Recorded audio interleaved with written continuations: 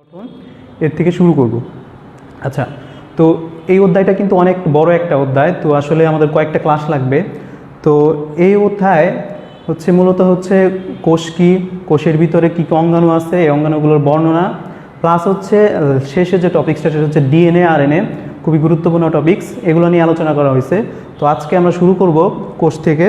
তো প্রথমে আমরা তাহলে আসি, তো যেহেতু অধ্যায়ের নাম হচ্ছে কোষ, তাহলে এই কোষের নামকরণ কীভাবে আসছে এটা আমরা একটু দেখে নিই। তো এখান থেকে একদম একদম প্রথম যে টপিক সেটা হচ্ছে সেলের নামকরণ, এই অধ্যায়ের সেল নামকরণ। আচ্ছা, তো এই সেল কে আবিষ্কার করছেন? সেল আবিষ্কার করছেন হচ্ছে বিজ্ঞানী রবার্ট হুক। বিজ্ঞানী রবার্ট হুক 1665 সালে।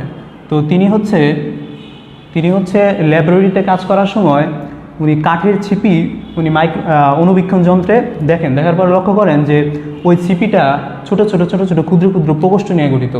তো পরবর্তীতে তিনি মনে করেন যে এটাই হচ্ছে একটা কোষের একক। তো তিনি ওইটার নাম দেন হচ্ছে সেল। ওই সেলের বাংলা হচ্ছে প্রকোষ্ঠ। যেহেতু উনি কাঠের ছিপির মধ্যে ছোট ছোট ছোট ছোট প্রকোষ্ঠ দেখতে পান, তো এই জন্য উনি এটাকে নামকরণ করেন হচ্ছে সেল। আচ্ছা, তো এই রবার্ট হুক 1665 সালে আবিষ্কার করার পরে তিনি এই তথ্যটা তার মাইক্রোগ্রাফিয়া নামক একটা গ্রন্থে এটা হচ্ছে প্রকাশ করেন। ঠিক আছে, কোথায় প্রকাশ করেন? মাইক্রোগ্রাফিয়া নামক গ্রন্থে। কিন্তু মনে রাখতে হবে এখানে যে হচ্ছে রবার্ট হুক যে কোষটা আবিষ্কার করেন, এই কোষটা কিন্তু হচ্ছে মৃত কোষ, অর্থাৎ এই কোষের ভিতরে কিন্তু শুধুমাত্র কোষ প্রাচীর ছিল, আর কিছু ছিল না। ঠিক আছে, তাহলে মৃত কোষ আবিষ্কার করেন হচ্ছে রবার্ট হুক। তাহলে জীবিত কোষকে আবিষ্কার করেন, তো জীবিত কোষ আবিষ্কার করেন হচ্ছে অ্যান্টনি বন লিউয়েনহুক। অ্যান্টনি বন লিউয়েনহুক তিনি হচ্ছে জীবিত কোষ আবিষ্কার করেন। জীবিত কোষ আবিষ্কার করেন 1674 সালে। এই তথ্যগুলো আমাদের এখান থেকে মনে রাখতে হবে। ঠিক আছে, আচ্ছা, এখান থেকে আরও কিছু তথ্য আমাদের মনে রাখতে হবে। তো যেমন হচ্ছে এই যে কোষ নিয়ে যে পড়াশোনা, এটাকে বলা হয় হচ্ছে সাইটোলজি। আচ্ছা, তোমরা যদি আমার সাথে সাথে যদি একটু নোট করে রাখো তাহলে কিন্তু তোমাদের জন্য পরবর্তীতে পড়া কিন্তু সুবিধা হবে। ঠিক আছে, তো যেগুলো আমি বোর্ডে লিখবো তোমরা যদি নোট করে রাখো তাহলে তোমাদের সুবিধা হবে। আর আমি যেগুলো বলবো যে তোমরা হচ্ছে বই থেকে দেখে নাও, ওগুলো বই থেকে একটু টুকাই নিবা। আচ্ছা, তো কোষ নিয়ে যে পড়াশোনা সেটাকে বলা হয় সাইটোলজি বা কোষ বিজ্ঞান। ঠিক আছে, তো এটা কোথা থেকে আসলে নামটা? এই দেখো, এই সাইটো কথাটার মানে হচ্ছে সেল। ঠিক আছে, আর লগস মানে আমরা জানি কি? লগস মানে হচ্ছে জ্ঞান, মানে হচ্ছে কোষ বিজ্ঞানের নামই হচ্ছে সাইটোলজি। এই সাইটোলজির জনক হচ্ছে রবার্ট হুক। যেহেতু তিনি হচ্ছে সর্বপ্রথম কোষ নিয়ে ধারণা দেন, এজন্য সাইটোলজির জনক বলা হয় রবার্ট হুককে। কিন্তু যদি বলা হয় যে আধুনিক কোষ বিজ্ঞানের জনককে, তাহলে সেটা হচ্ছে কার্ল পি সোয়ানসন।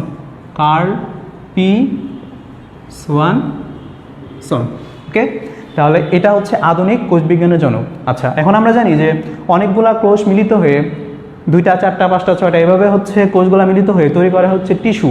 তো টিস্যু নিয়ে যে পড়াশোনা সেটাকে বলা হয় হচ্ছে হিস্টোলজি। তাহলে এমসিকিউ কিন্তু এভাবে আসতে পারে যে হচ্ছে কোষবিদ্যাকে কি বলা হয়, অথবা হচ্ছে টিস্যুবিদ্যাকে কি বলা হয়। কোষবিদ্যাকে বলা হয় সাইটোলজি আর টিস্যুবিদ্যাকে বলা হয় হিস্টোলজি। এই হিস্টো কথাটার মানে হচ্ছে টিস্যু। ঠিক আছে, তাহলে আমরা যদি এভাবে এই ইংরেজি টার্মগুলো যদি আমরা অর্থ বুঝে পড়ি তাহলে কিন্তু আমাদের জন্য মনে রাখা কোনো ব্যাপারই। ঠিক আছে, তাহলে এটা গেল হচ্ছে সাইটোলজি এবং হিস্টোলজি নিয়ে কথা। তাহলে এখান থেকে কিন্তু 2টা এমসিকিউ কিন্তু আমরা পড়ে ফেললাম এখান থেকে। আচ্ছা, নেক্সট হচ্ছে সেল সম্পর্কে আরও কয়েকটা তথ্য আমাদের জানতে হবে এমসিকিউর জন্য। সেগুলো হচ্ছে যে আমাদের সবচেয়ে বড় কোষের নাম কি। ঠিক আছে, তো আমরা যে পাখি যে ডিম পারে বা মুরগি ডিম পারে, এই আস্ত ডিম কিন্তু একটা কোষ। ঠিক আছে, তাহলে ডিমগুলো কিন্তু অনেক বড় হয়। এখন তোমাদের যদি আমি প্রশ্ন করি যে হচ্ছে পৃথিবীতে অবস্থিত কোন পাখির ডিমটা হচ্ছে সবচেয়ে বড়, তাহলে উত্তর কিন্তু অবশ্যই আসবে যে উট পাখির ডিম। তাহলে উট পাখির ডিমই হচ্ছে সবচেয়ে বড় কোষ। তাহলে সবচেয়ে বড় কোষ হচ্ছে উট পাখির ডিম। এই তথ্যটা আমাদের লাগবে এমসিকিউর জন্য। তো এটা হচ্ছে প্রায় 17 × 12.5 সেন্টিমিটার।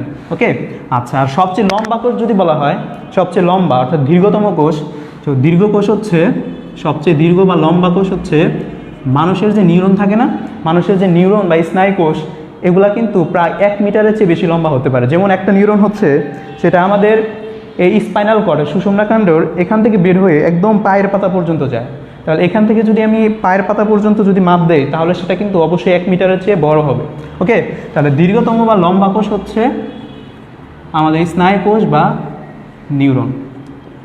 ঠিক আছে, তাহলে এই দুইটা তথ্য কিন্তু আমাদের জানতে হবে এখান থেকে। ঠিক আছে, তাহলে সেলের নামকরণ থেকে আমি যে তথ্যগুলো বললাম এইগুলো যদি মনে রাখো তাহলে তোমাদের জন্য এনাফ। ওকে, আচ্ছা, তো তোমাদের যদি কোনো কোয়েশ্চেন থাকে তোমরা কিন্তু কমেন্ট বক্সে জানাই দিতে পারো, আমি সেগুলোর উত্তর দিয়ে দিব পরে। ওকে, আচ্ছা, এরপরে আমরা চলে যাই তো ছোট্ট একটা টপিক, সেটা হচ্ছে কোষতত্ত্ব। তো কোষতত্ত্ব সম্পর্কে আমাদের বেশি কিছু জানতে হবে না। আচ্ছা, আমরা একটু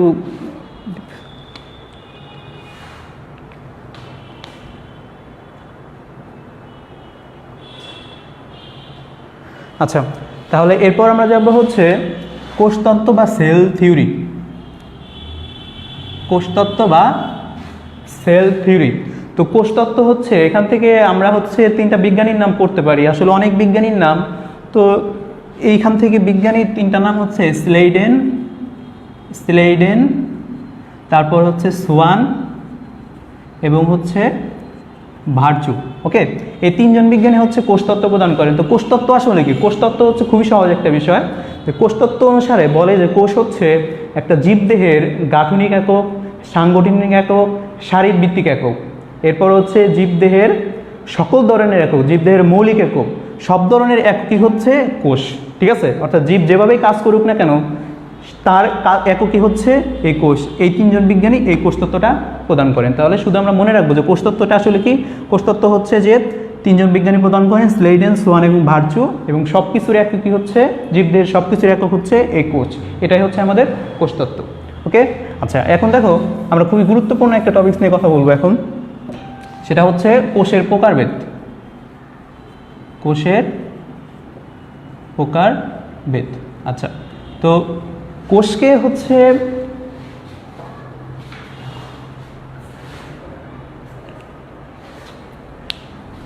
হচ্ছে আমরা 2 ভাগে ভাগ করতে পারি। ঠিক আছে, 2 ভাবে ভাগ করতে পারি। একটা হচ্ছে কাজের ভিত্তিতে, আর একটা হচ্ছে নিউক্লিয়াসের গঠনের উপর ভিত্তি করে। তো কাজের ভিত্তিতে প্রথমে আমরা আসি।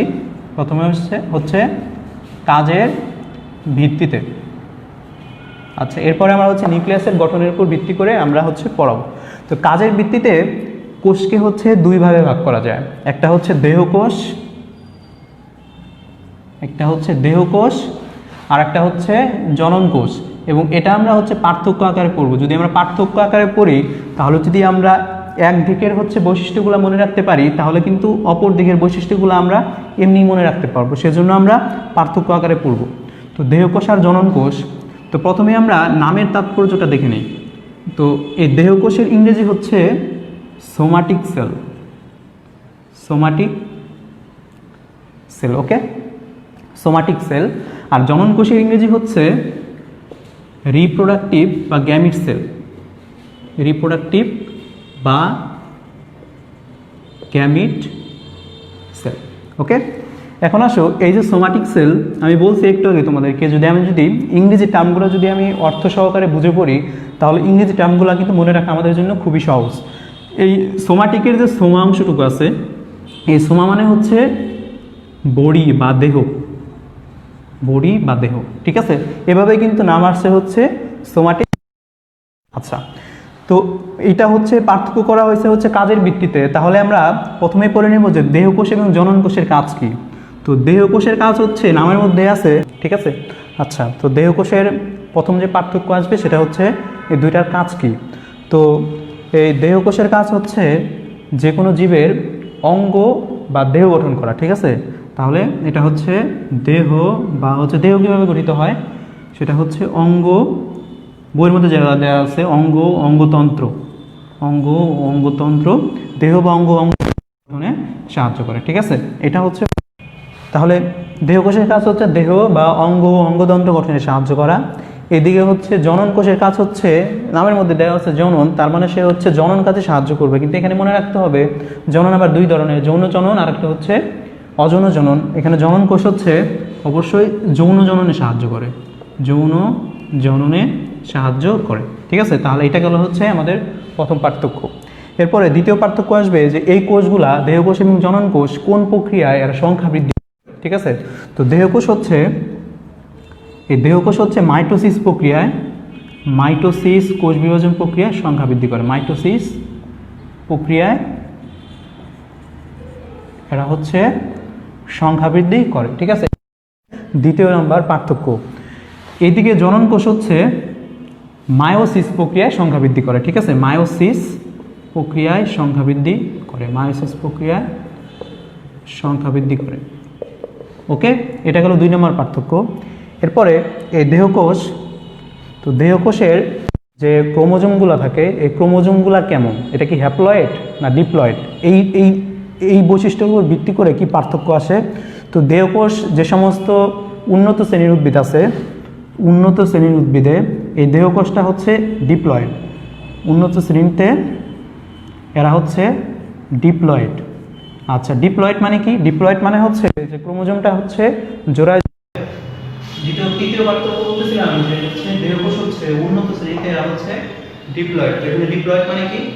ডিপ্লয়েড মানে হচ্ছে যে কোষগুলো হচ্ছে এখানে ক্রোমোজোমগুলো হচ্ছে জোড়ায় জোড়ায় অবস্থান করে, ঠিক আছে।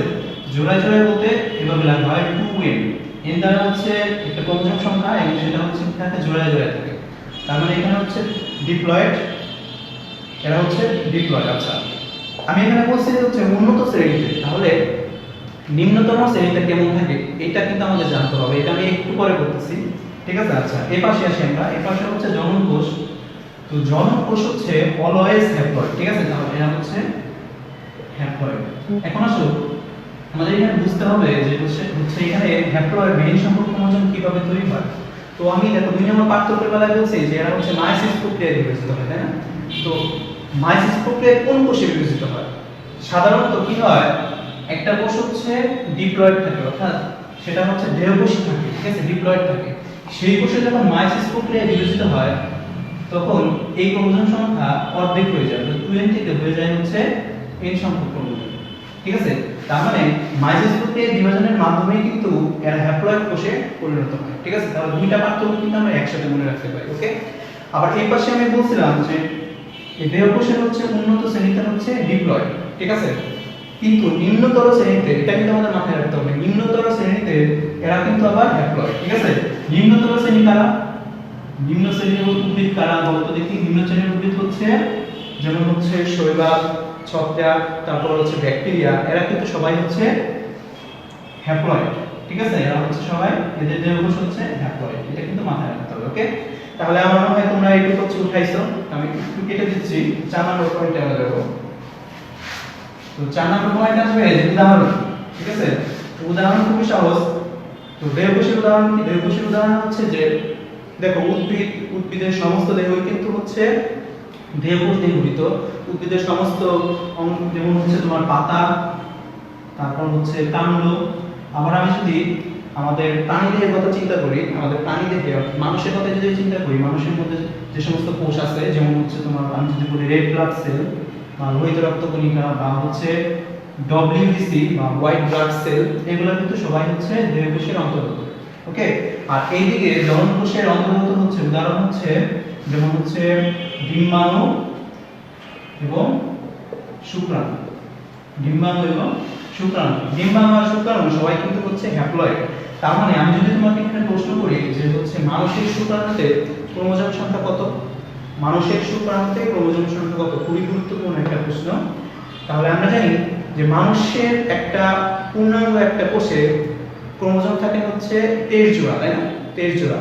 কিন্তু এই কোষটাই যখন মায়োসিস প্রক্রিয়ায় বিভাজিত হয়ে যায় তখন কিন্তু সেটা হয়ে যায় অর্ধেক, অর্ধেক হয়ে যায়, অর্থাৎ 46 থেকে হয়ে যায় হচ্ছে 23টা, তাই না। তার মানে মানুষের ডিম্বাণু বা শুক্রাণুতে ক্রোমোজোম সংখ্যা হচ্ছে 23টা, এটা কিন্তু মাথায় রাখতে হবে। তাহলে এটা কেন হচ্ছে আমাদের কাজের ভিত্তিতে প্রকারভেদ। আশা করি তোমরা এটা বুঝতে পারছো। তাহলে আমি নেক্সট যাচ্ছি। নেক্সট হচ্ছে নিউক্লিয়াসের গঠনের উপর ভিত্তি করে, নিউক্লিয়াসের গঠনের উপর ভিত্তি করে কোষকে হচ্ছে দুই ভাগে ভাগ করা যায় নিউক্লিয়াসের গঠনের উপর ভিত্তি করে।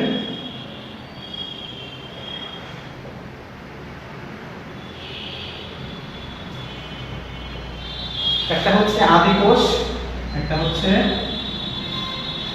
আদি কোষ, আর একটা হচ্ছে প্রকৃত কোষ। আদি কোষ এবং হচ্ছে প্রকৃত কোষ। ওকে, এখন দেখো এই আদি কোষের ইংরেজি হচ্ছে প্রোক্যারিওটিক সেল। Prokaryotic sell. আদি কোষের ইংরেজি হচ্ছে প্রোক্যারিওটিক সেল, আর প্রকৃত কোষের ইংরেজি হচ্ছে ইউক্যারিওটিক সেল। তাহলে আমরা যদি এই ইংরেজি নামগুলো যদি আমরা অর্থ বুঝে করি তাহলে কিন্তু মনে রাখা সম্ভব। তাহলে এখানে লক্ষ্য করো আদি কোষের ইংরেজি হচ্ছে প্রোক্যারিওটিক সেল। এখানে প্রো মানে হচ্ছে আদি, আর এখানে যে ক্যারিওটিকের এখান থেকে আসে হচ্ছে ক্যারিয়ন, কে এ আর ওয়াই ও এন। এই ক্যারিয়নের বাংলা হচ্ছে নিউক্লিয়াস।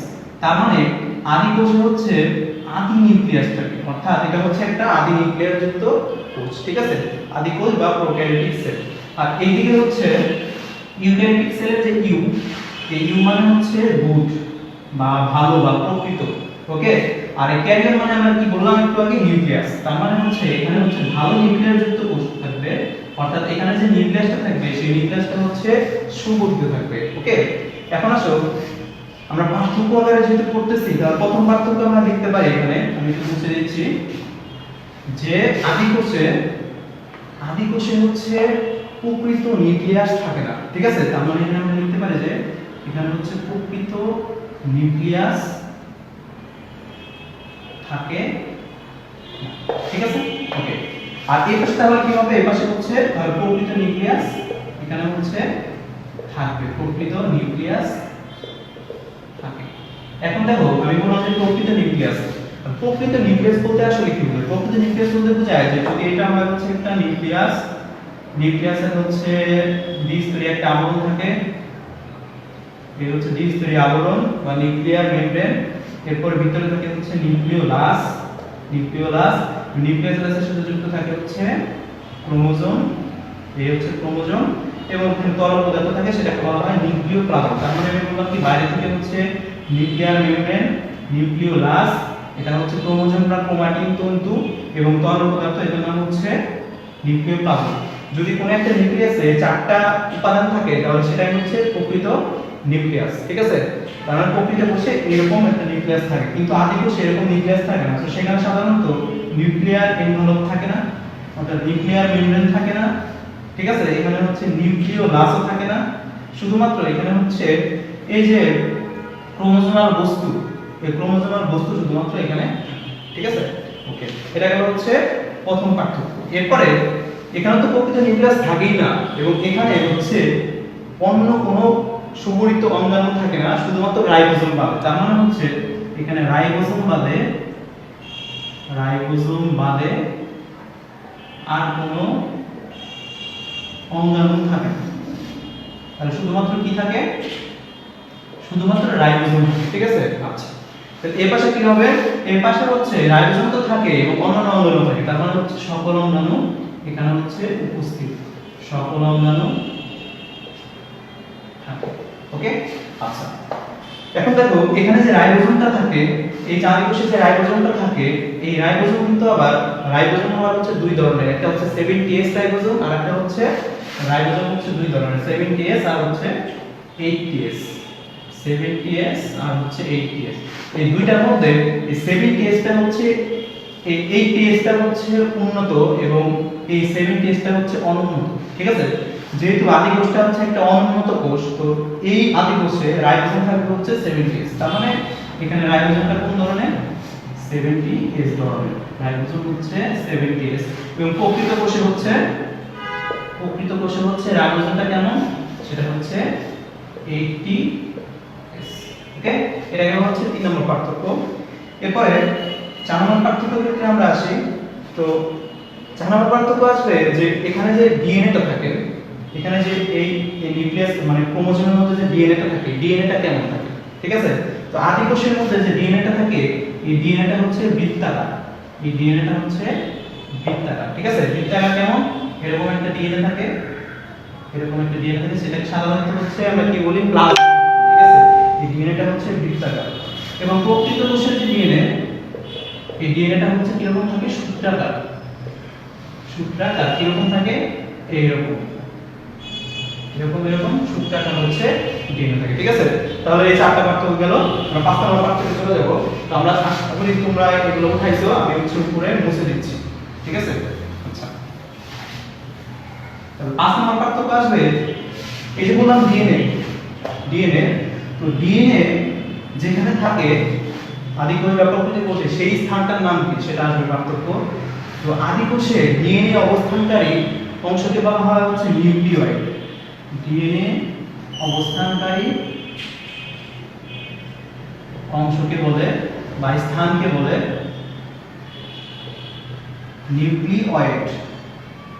নিউক্লিয়য়েড লক্ষ্য করো, দেখো এই যে এখানে এই শব্দটা আসলে কি বোঝায়? আসলে নিউক্লিয়য়েড দ্বারা, এই নিউক্লি কথাটা আসলে হচ্ছে নিউক্লিয়াস থেকে, আর এই অয়েড কথাটার মানে হচ্ছে মতো।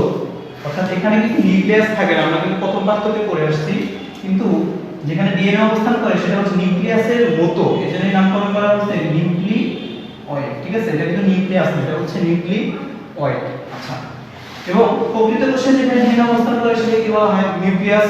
তো আমরা যদি আরো একটু স্পেসিফিক করে বলি যে নিউক্লিয়াসের কোথায় থাকে ডিএনএটা, সেটা হচ্ছে ক্রোমোজোমে থাকে। ঠিক আছে, তাহলে ডিএনএ থাকে হচ্ছে, ডিএনএ থাকে প্রকৃত কোষে নিউক্লিয়াস। আরো যদি স্পেসিফিক্যালি বলি সেটা হচ্ছে ক্রোমোজোম। ওকে, আচ্ছা, এরপর আমরা আসবো যে বিভাজন প্রক্রিয়া। ঠিক আছে, যে দুইটা কোষ কোন প্রক্রিয়ায় বিভাজিত হয়। আচ্ছা, তো এই প্রোক্যারিওটিক সেলগুলো হচ্ছে অ্যামাইটোসিস প্রক্রিয়ায় বিভাজিত হয়। ঠিক আছে, এটা হচ্ছে অ্যামাইটোসিস প্রক্রিয়ায় বিভাজিত হয়। এটা হচ্ছে অ্যামাইটোসিস প্রক্রিয়ায় বিভাজিত হয়।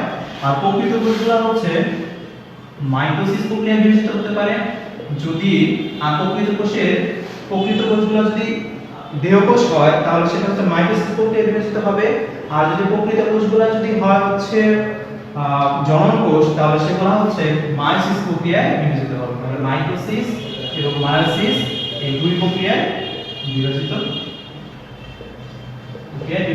ঠিক আছে, আচ্ছা, এরপর আসি আমরা উদাহরণ যে আদি কোষ হচ্ছে কারা। আদি কোষ হচ্ছে, তোমরা যদি হচ্ছে মার্গলিসের 5 কিংডম যদি তোমরা হচ্ছে শ্রেণীবিন্যাসটা পড়ে থাকো, মার্গলিসের 5 কিংডম শ্রেণীবিন্যাস, সেখানে একটা কিংডম হচ্ছে মনেরা।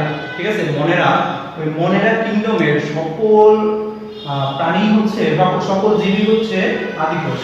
এরা হচ্ছে মনেরা রাজ্য, মনেরা রাজ্যের সব। তো মনেরা রাজ্যে আসলে বেশি জীব নাই, সেখানে হচ্ছে আছে হচ্ছে ব্যাকটেরিয়া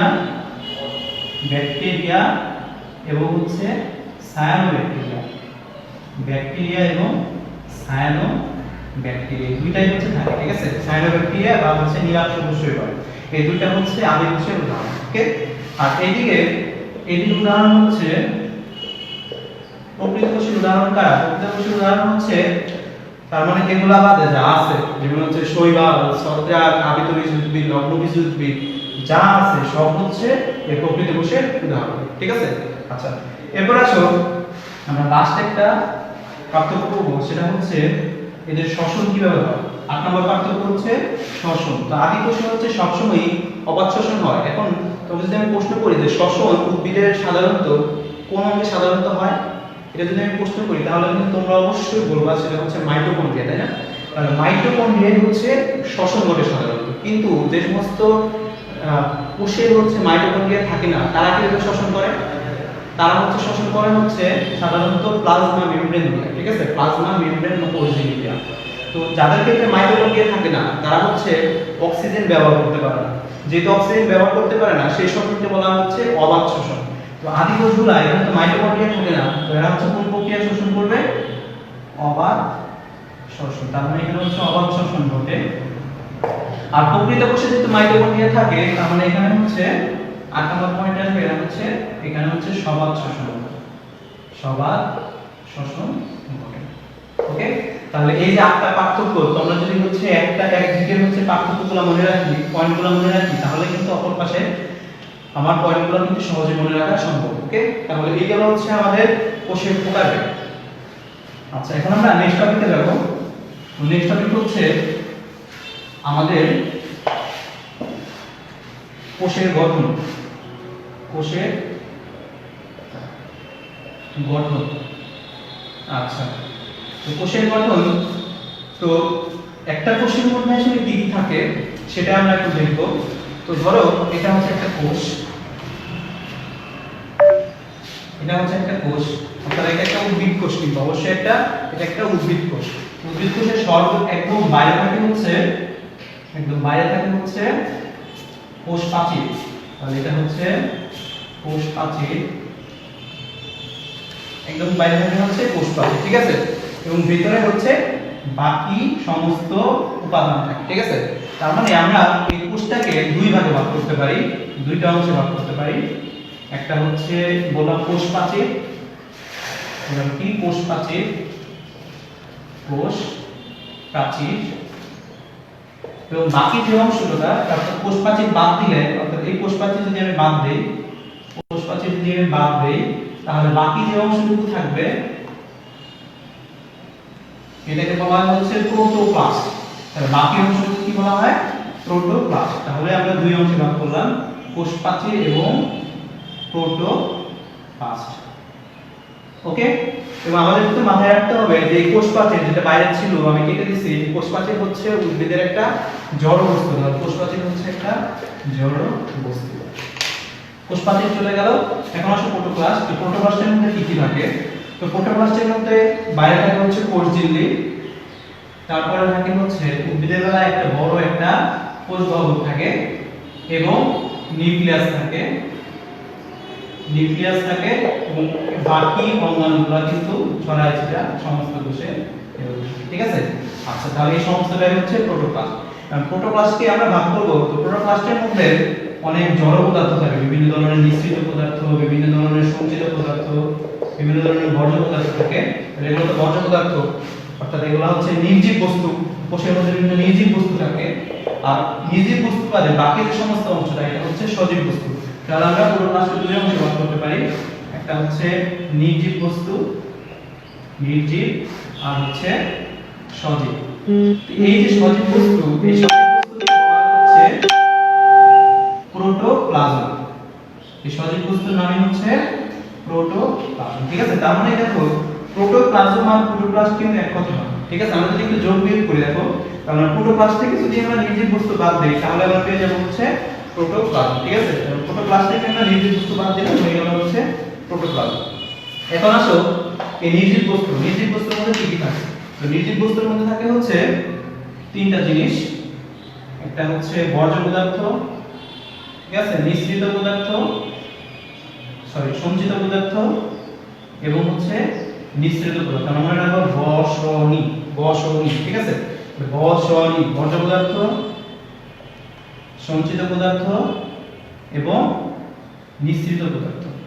তো বর্জ্য পদার্থের মধ্যে তোমরা একটু বইটা দেখো, বইটা দেখে দেখবে আর এখানে অনেকগুলো নাম দেওয়া আছে, যেমন হচ্ছে তোমার গাম, ল্যাটেক্স, অ্যালকালয়েড, জৈব অ্যাসিড, ক্রিস্টাল, এগুলো সব হচ্ছে বর্জ্য পদার্থের উদাহরণ। তো এই নামগুলো শুধু মনে রাখবা যে হচ্ছে কি কি বর্জ্য পদার্থ এখানে থাকে, ঠিক আছে। এমসিকিউ জন্য তোমাদের কাজে লাগবে। তো এর মধ্যে হচ্ছে ক্রিস্টাল, এটা একটা খুব ইম্পর্টেন্ট, আমরা পরবর্তীতে এটা পড়ব। এরপর হচ্ছে সঞ্চিত পদার্থ।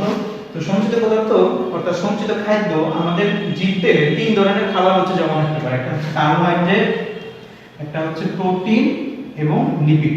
তার মানে কার্বোহাইড্রেট, প্রোটিন এবং লিপিড, সিপিএল দিয়ে আমরা মনে রাখবো। সঞ্চিত খাদ্য হচ্ছে কার্বোহাইড্রেট, প্রোটিন এবং লিপিড, ওকে।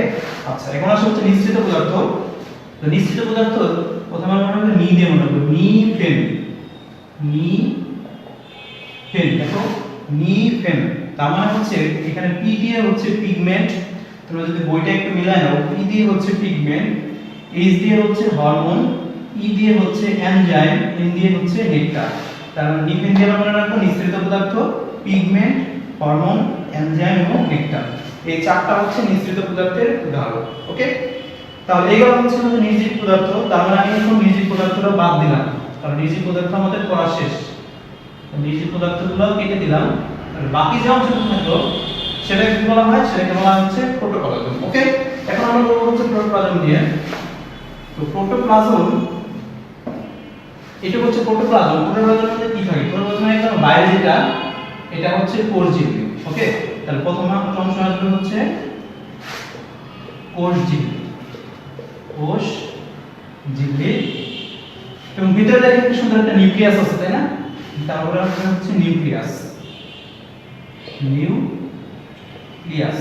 ওকে, কোষ ঝিল্লি, নিউক্লিয়াস, তার মানে কোষ ঝিল্লি বাদ দিব আমরা, নিউক্লিয়াসটা বাদ দিব।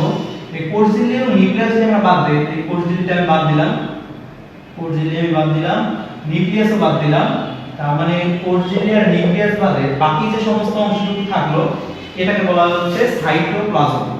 এটাকে বলা হয় সাইটোপ্লাজম, তার মানে এই সমস্ত অংশটাই হচ্ছে সাইটোপ্লাজম। ওকে, তাহলে এখন দেখো নিউক্লিয়াস শেষ, আমাদের কোষ ঝিল্লি শেষ, বাদ দিয়ে দিছি, তারপর হচ্ছে সাইটোপ্লাজম। তাহলে সাইটোপ্লাজম কি কি অংশ নিয়ে গঠিত এখন আমরা দেখি। তো সাইটোপ্লাজম হচ্ছে এখানে তরল পদার্থ থাকে, সাইটোপ্লাজমের ভিতরে হচ্ছে তরল পদার্থ থাকে। এই তরল পদার্থকে বলা হচ্ছে সাইটোসল, সাইটোসল, সাইটোসল, বা এটাকে ম্যাট্রিক্সও বলা হয়, বা ম্যাট্রিক্স, ম্যাট্রিক্সের বাংলা হচ্ছে মাতৃকা, অর্থাৎ এই মাতৃকা বলা হয়। এবং এর আরেকটা সুন্দর একটা নাম আছে, এটাকে বলা হচ্ছে হায়ালোপ্লাজম। তার মানে দেখো সাইটোসলের কতগুলো নাম, সাইটোসল, ম্যাট্রিক্স, মাতৃকা বা হায়ালোপ্লাজম, এগুলো হচ্ছে সবই হচ্ছে সাইটোসলের আরেকটা নাম। ওকে, সাইটোপ্লাজমের একটা অংশ হচ্ছে সাইটোসল, আরেকটা অংশ হচ্ছে এর মধ্যে দেখো কতগুলো অঙ্গাণু থাকে, কতগুলো অঙ্গাণু থাকে, এই অঙ্গাণুগুলো চলে আসবে, তাহলে সমস্ত অঙ্গাণু, সমস্ত। ওকে, তাহলে এই হচ্ছে মোটামুটি হচ্ছে একটা কোষের গঠন। এখন দেখো আমি আলাদা করে হচ্ছে অঙ্গাণুগুলো পড়াবো, আমি সমস্ত কিছু মুছে দিচ্ছি, তোমরা হচ্ছে যদি খেয়াল রাখো তাহলে তোমাদের জন্য খুব ভালো হবে। তো এখানে আমি অঙ্গাণুগুলো করবো। তো এখানে সাইটোপ্লাজমিক অঙ্গাণুগুলোকে আমরা দুই ভাগে ভাগ করতে পারি। তাহলে অঙ্গাণু, তো যে সমস্ত অঙ্গাণুর চারপাশে হচ্ছে ঝিল্লি থাকে তাদেরকে বলা হয় হচ্ছে ঝিল্লিবদ্ধ অঙ্গাণু, ঝিল্লিবদ্ধ অঙ্গাণু। আর যাদের হচ্ছে চারপাশে কোনো ঝিল্লি থাকে না তারা হচ্ছে ঝিল্লিবিহীন অঙ্গাণু, তারা হচ্ছে ঝিল্লিবিহীন অঙ্গাণু। ওকে, ঝিল্লিবদ্ধ অঙ্গাণু এবং ঝিল্লিবিহীন অঙ্গাণু। তো ঝিল্লিবদ্ধ অঙ্গাণু হচ্ছে অনেকগুলো, কিন্তু ঝিল্লিবিহীন অঙ্গাণু হচ্ছে মাত্র 4টা থেকে 5টা আর কি। ঠিক আছে, তাহলে আমরা যদি এমসিকিউ এর জন্য যদি আমরা ঝিল্লিবিহীন অঙ্গাণুর নামগুলো যদি আমরা মনে রাখতে পারি তাহলে কিন্তু ঝিল্লিবদ্ধ অঙ্গাণুর নামগুলো কিন্তু আমাদের মনে রাখতে হয় না। ঠিক আছে, তো ঝিল্লিবিহীন অঙ্গাণুগুলোর নাম আমরা একটা ছন্দ দিয়ে মনে রাখবো, সুন্দর একটা ছন্দ দিয়ে। ছন্দটা হচ্ছে মামাই সেরা, মামাই সেরা। ঠিক আছে, এগুলো তাহলে কি বোঝায়, এই যে এখানে মামাইয়ের মা, মা আর হচ্ছে রস্বই, এই মা দ্বারা বোঝায় হচ্ছে মাইক্রোটিউবিউল, মাইক্রোটিউবিউল। এই আরেকটা মা দ্বারা বোঝায় হচ্ছে মাইক্রোফিলামেন্ট, মাইক্রোফিলামেন্ট। এবং রস্বই দ্বারা বোঝায় হচ্ছে ইন্টারমিডিয়েট ফিলামেন্ট, ইন্টারমিডিয়েট ফিলামেন্ট। ঠিক আছে, এবং এখানে সেরা দিয়ে হচ্ছে সেন্ট্রিওল বা সেন্ট্রোজোম, তাই বলো না সেন্ট্রিওল অথবা সেন্ট্রিওল, এটা হচ্ছে সেন্ট্রিওল। ঠিক আছে, আচ্ছা তাহলে এই যে চারটা অংশ, এই চারটা অঙ্গাণু, এই চারটা অঙ্গাণু হচ্ছে ঝিল্লিবিহীন অঙ্গাণু, আর বাকি সমস্ত যা আছে সবই হচ্ছে ঝিল্লিবদ্ধ অঙ্গাণু। তো আচ্ছা, ঝিল্লিবদ্ধ অঙ্গাণু হচ্ছে, তো যে সমস্ত কমন অর্গানিজমগুলো আছে যেমন হচ্ছে তোমার গোলগি বডি, এরপর হচ্ছে মাইটোকন্ড্রিয়া, এরপর হচ্ছে প্লাস্টিড, এন্ডোপ্লাজমিক রেটিকুলাম, পারঅক্সিজোম, অর্থাৎ যে সমস্ত বাকি যে এগুলো আমাদের বাকি যে সমস্ত অঙ্গাণুগুলো আছে সবই কিন্তু হচ্ছে ঝিল্লিবদ্ধ অঙ্গাণু। যেহেতু এটা আমাদের এমসিকিউ এর জন্য খুবই গুরুত্বপূর্ণ, তাহলে আমরা যদি এই ঝিল্লিবিহীন অঙ্গাণুগুলোর নাম মামাই সেরা দিয়ে মনে রাখতে পারি তাহলে কিন্তু ঝিল্লিবদ্ধ অঙ্গাণুগুলোর নাম আমাদের মনে রাখতে হবে। কারণ এমসিকিউতে কিভাবে আসবে, এমসিকিউতে বলবে তোমাদের যে হচ্ছে নিচের কোনটি ঝিল্লিবদ্ধ অঙ্গাণু, তাই না? যদি বলে যে নিচের কোনটি ঝিল্লিবদ্ধ অঙ্গাণু, তার মানে যেহেতু চারটা অপশন থাকে, চারটা অপশনের তিনটাতে কিন্তু এই ঝিল্লিবিহীন অঙ্গাণুগুলোর নাম থাকে, আর একটা অপশনে থাকে হচ্ছে ঝিল্লিবদ্ধ অঙ্গাণুর নাম, তাই না? তার মানে ঝিল্লিবিহীন অঙ্গাণুর নামগুলো যদি আমি মনে রাখতে পারি, ঝিল্লিবদ্ধ অঙ্গাণুর নাম আমাদের মনে রাখতে হয় না। ওকে,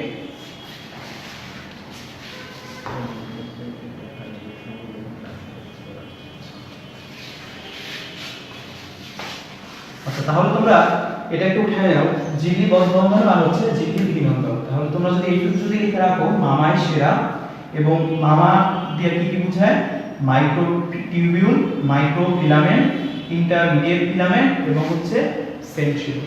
ওকে, তাহলে এইগুলো হচ্ছে আমাদের একটা কোষের গঠন, তাই না? তাহলে কোষের গঠন কিন্তু এমসিকিউ এর জন্য খুবই খুবই গুরুত্বপূর্ণ। এটা কিন্তু আমাদের অবশ্যই মাথায় রাখতে হবে বৈশিষ্ট্যগুলো। ওকে, আচ্ছা তাহলে আমরা নেক্সট যাচ্ছি। এখন আমরা চলে যাব হচ্ছে পুরা কোষের ভিতরে চলে যাব, ঠিক আছে?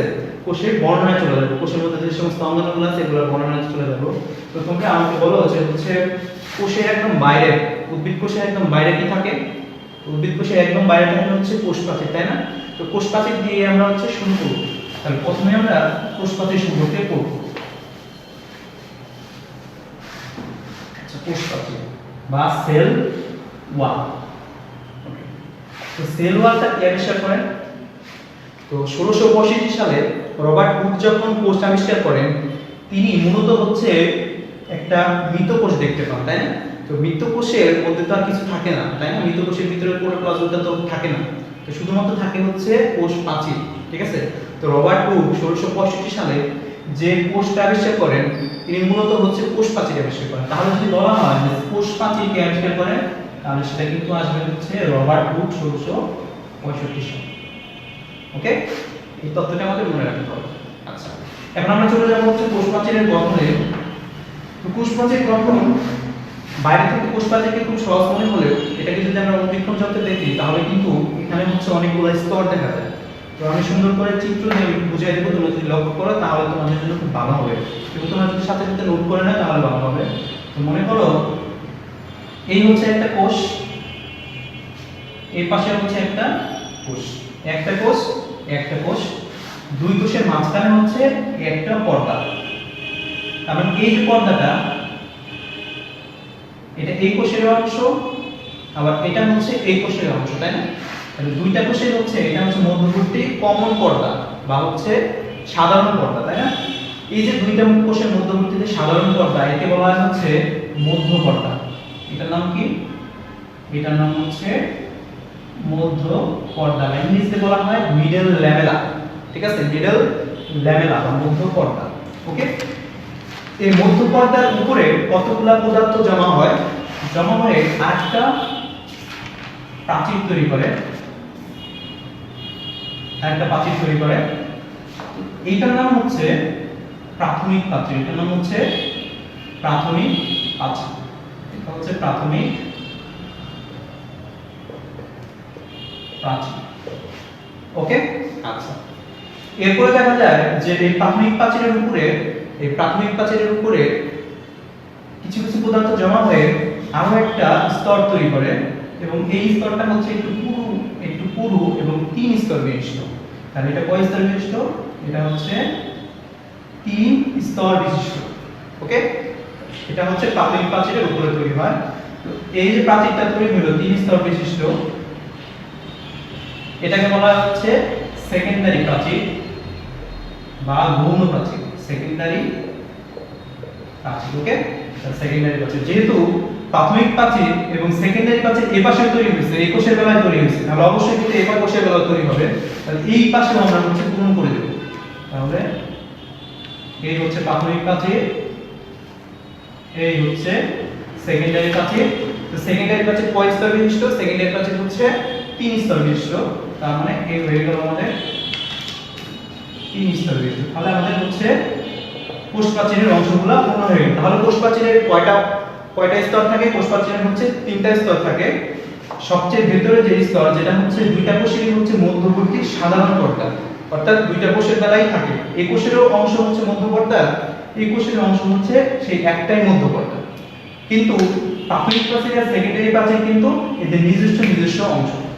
ওকে, তাহলে এরপর মধ্য পর্দার উপরে যুক্ত হয়ে তৈরি হয় হচ্ছে প্রাথমিক প্রাচীর, প্রাথমিক প্রাচীরের উপরে তৈরি হচ্ছে সেকেন্ডারি প্রাচীর। এখন আসো এই যে মধ্য পর্দা, প্রাথমিক প্রাচীর এবং সেকেন্ডারি প্রাচীর, এগুলো কি কি রাসায়নিক পদার্থ দিয়ে গঠিত হয়? তাহলে প্রথমে আমরা আসি হচ্ছে মধ্য পর্দা।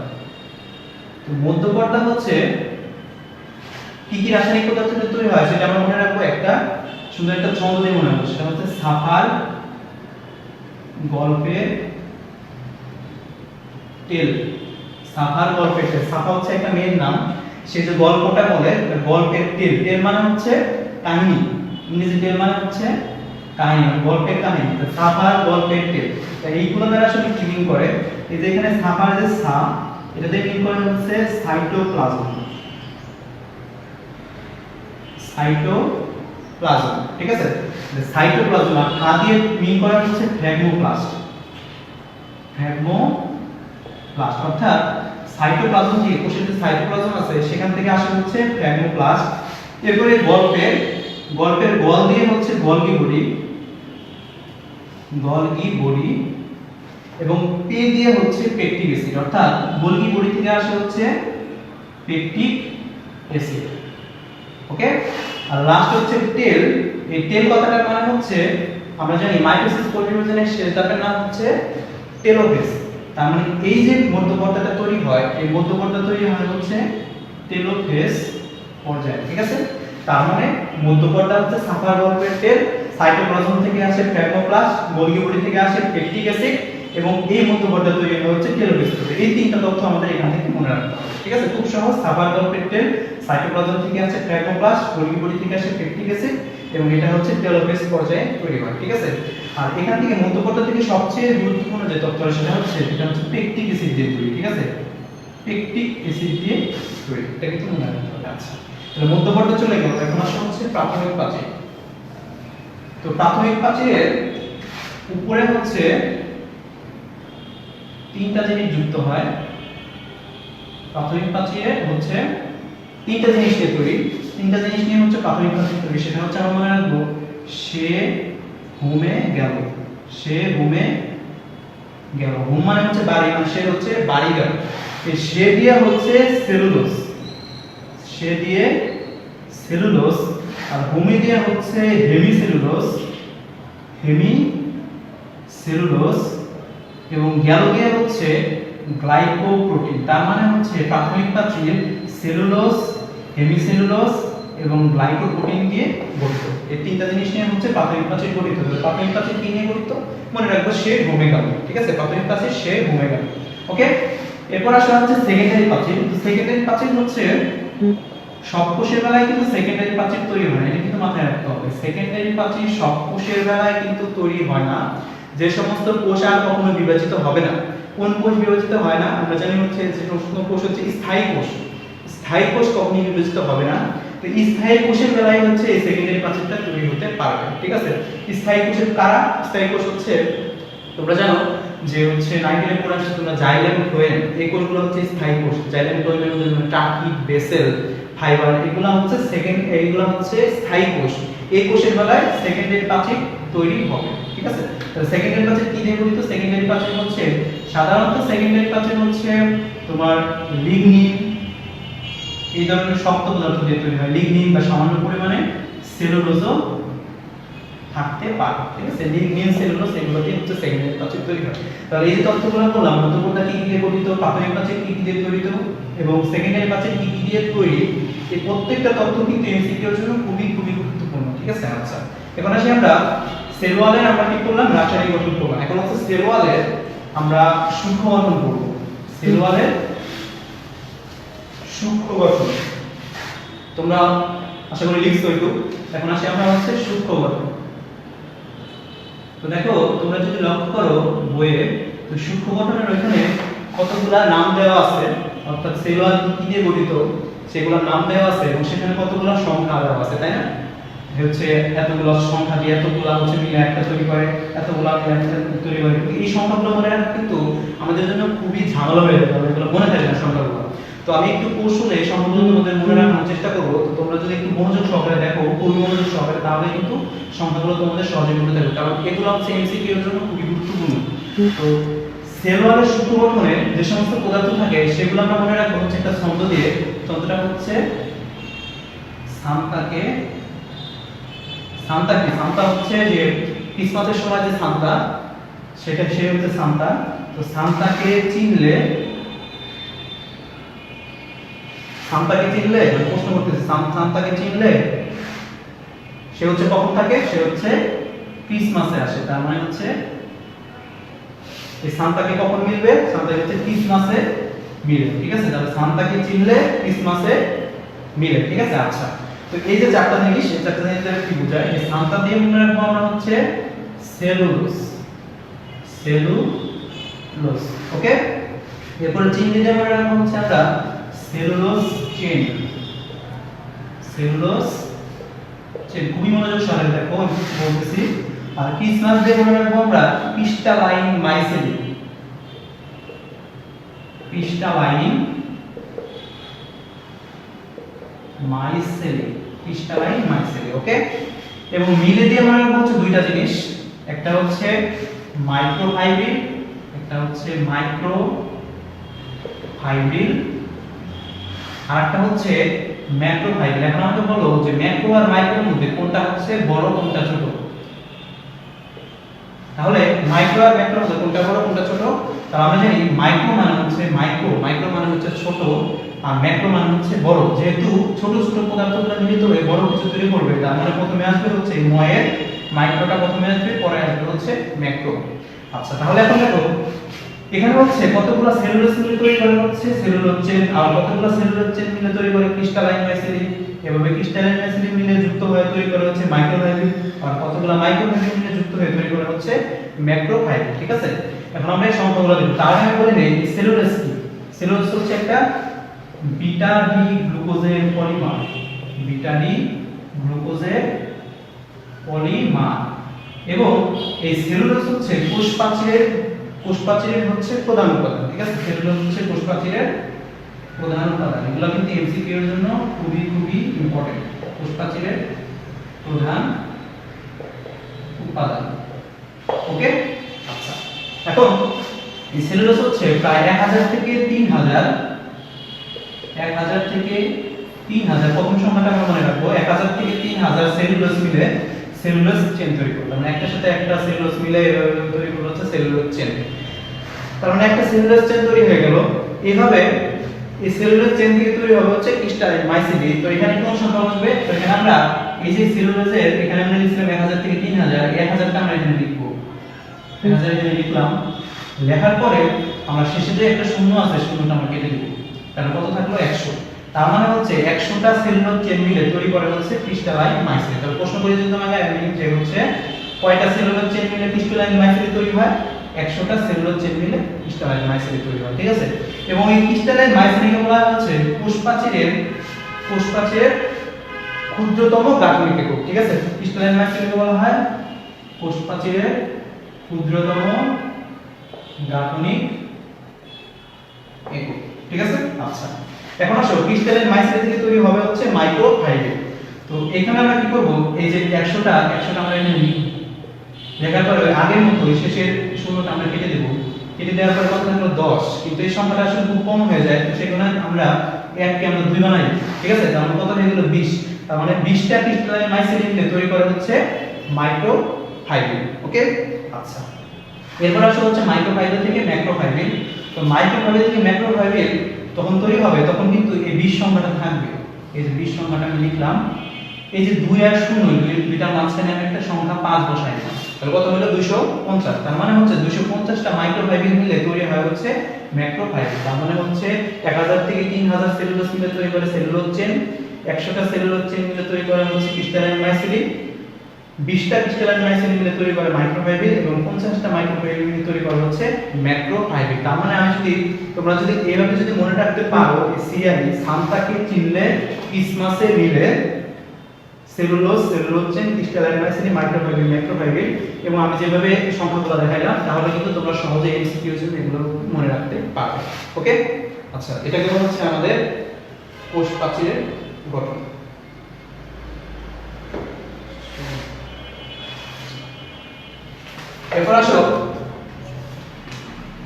এরপর আসো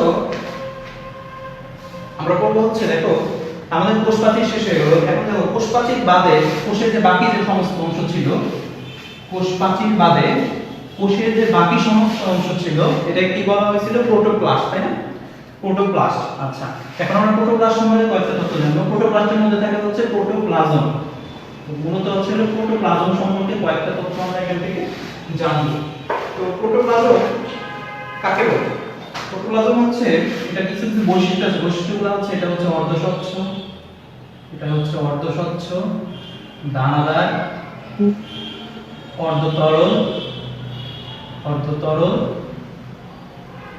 এবং এটা হচ্ছে কলয়েড ধর্মী, কলয়েড ধর্মী। ঠিক আছে, এই যে বৈশিষ্ট্যগুলো, এটা হচ্ছে প্রোটোপ্লাজমের বৈশিষ্ট্য। তো তোমরা যারা এসএসসি পরীক্ষার্থী আছো তাদের কিন্তু প্রায় প্রশ্ন আসে যে প্রোটোপ্লাজম কি। ঠিক আছে, তাহলে তোমরা এইভাবে হচ্ছে উত্তর করতে পারো যে হচ্ছে কোষে অবস্থিত অর্ধস্বচ্ছ, দানাদার, অর্ধতরল, কলয়েড ধর্মী পদার্থকে বলা হয় প্রোটোপ্লাজম। ঠিক আছে, আচ্ছা। তো প্রোটোপ্লাজম কে আবিষ্কার করে, প্রোটোপ্লাজম কে নামকরণ করে সর্বপ্রথম? আবিষ্কার করেন সেটা হচ্ছে 1840 সালে বিজ্ঞানী পার্কিনজে। বিজ্ঞানী পার্কিনজে সর্বপ্রথম হচ্ছে প্রোটোপ্লাজমটা নামকরণ করেন বা আবিষ্কার করেন। আচ্ছা, তো প্রোটোপ্লাজম সম্পর্কে আরো কিছু তথ্য আমাদের জানতে হবে। যে প্রোটোপ্লাজমে বিভিন্ন ধরনের পদার্থ থাকে, প্রোটিন, কার্বোহাইড্রেট এবং হচ্ছে লিপিড। এর মধ্যে এই সমস্ত জৈব পদার্থের মধ্যে সবচেয়ে বেশি থাকে, জৈব পদার্থের মধ্যে সবচেয়ে বেশি থাকে প্রোটিন, সবচেয়ে বেশি থাকে, এটা এমসিকিউ এর জন্য লাগবে। সবচেয়ে বেশি থাকে হচ্ছে প্রোটিন, সবচেয়ে বেশি থাকে প্রোটিন এবং তারপর থাকে হচ্ছে কার্বোহাইড্রেট এবং লিপিড। এই তথ্যটা আমাদের মনে রাখতে হবে। ঠিক আছে, আচ্ছা। এরপরে এই যে এটা যদি কোষ হয়, এটা যদি কোষ হয়, কোষের মধ্যে যে প্রোটোপ্লাজম থাকে, প্রোটোপ্লাজমের অংশ থাকে, এই প্রোটোপ্লাজমের অংশগুলা এই কোষের চারদিকে ঘুরতে পারে, এভাবে ঘুরতে পারে, এভাবে ঘুরতে পারে, এভাবে ঘুরতে পারে। এই যে প্রোটোপ্লাজমের চলন, প্রোটোপ্লাজম যে ঘুরতে থাকে, এটাকে বলা হচ্ছে সাইক্লোসিস। Cyclosis, cyclosis. তো এই সাইক্লোসিস হতে পারে যে শুধুমাত্র এই সাইক্লোসিস শুধুমাত্র ধরলাম একটা কেন্দ্রকে ভিত্তি করে ঘুরতেছে, এটা হচ্ছে কেন্দ্র, এটাকে ভিত্তি করে যদি ঘুরতে থাকে, এটাকে ভিত্তি করে ঘুরতে থাকে, এটাকে ভিত্তি করে ঘুরতে থাকে, তাহলে কি করে? একটা কেন্দ্রকে ভিত্তি করে ঘুরতেছে, এজন্য এটা বলা হচ্ছে একমুখী সাইক্লোসিস বা একমুখী আবর্তন। তাহলে একমুখী। ঠিক আছে, আচ্ছা। এরপরে এই কোষটা যদি দুই বা ততোধিক কেন্দ্রকে ভিত্তি করে ঘুরে, ধরলাম সে হচ্ছে এটাকে ভিত্তি করে ঘুরতেছে, তাহলে কি হবে? এক সময় এই প্রোটোপ্লাজমের অংশটা এখানে চলে আসবে না, এভাবে হয়ে যাবে না, এভাবে হয়ে যাবে। আবার যদি এটাকে কেন্দ্র করে ঘুরতে থাকে তাহলে কি হবে? এক সময় দেখা যাবে যে এই পাশের প্রোটোপ্লাজমগুলো চলে আসবে এই দিকে চলে আসবে। ঠিক আছে, তার মানে হচ্ছে কোন এক সময় দেখা যাবে এটাকে কেন্দ্র করে, কত সময় এখানে এটাকে কেন্দ্র করে ঘুরবে। এটাকে বলা হচ্ছে বহুমুখী আবর্তন, এটাকে বলা হয় বহুমুখী আবর্তন। এখান থেকে উদাহরণ মনে রাখতে হবে। একমুখী উদাহরণ হচ্ছে পাতাঝাজি, পাতাঝাজি, এখানে হচ্ছে একমুখী আবর্তন দেখা যায়। এবং বহুমুখী উদাহরণ হচ্ছে চারেস কানসিয়া, চারেস কানসিয়া। ঠিক আছে, তাহলে একমুখী সাইক্লোসিসের উদাহরণ হচ্ছে পাতাঝাজি আর বহুমুখী উদাহরণ হচ্ছে চারেস কানসিয়া। মনে রাখবে? আচ্ছা, তাহলে এটা হচ্ছে প্রোটোপ্লাজম সম্পর্কে আমি যে বোর্ডে যে তথ্যগুলো লিখলাম, এই তথ্যগুলো যদি তোমরা মনে রাখো তাহলে কিন্তু আর কিছু মনে রাখতে হবে। ঠিক আছে, এখানে অনেক কথা বলা আছে কিন্তু এগুলো হচ্ছে তোমাদের এমসিকিউ এর জন্য খুবই গুরুত্বপূর্ণ। আচ্ছা, তাহলে তোমরা এই দুটো হচ্ছে উঠে রাখবে। ঠিক আছে, আচ্ছা। এরপর আমরা করব হচ্ছে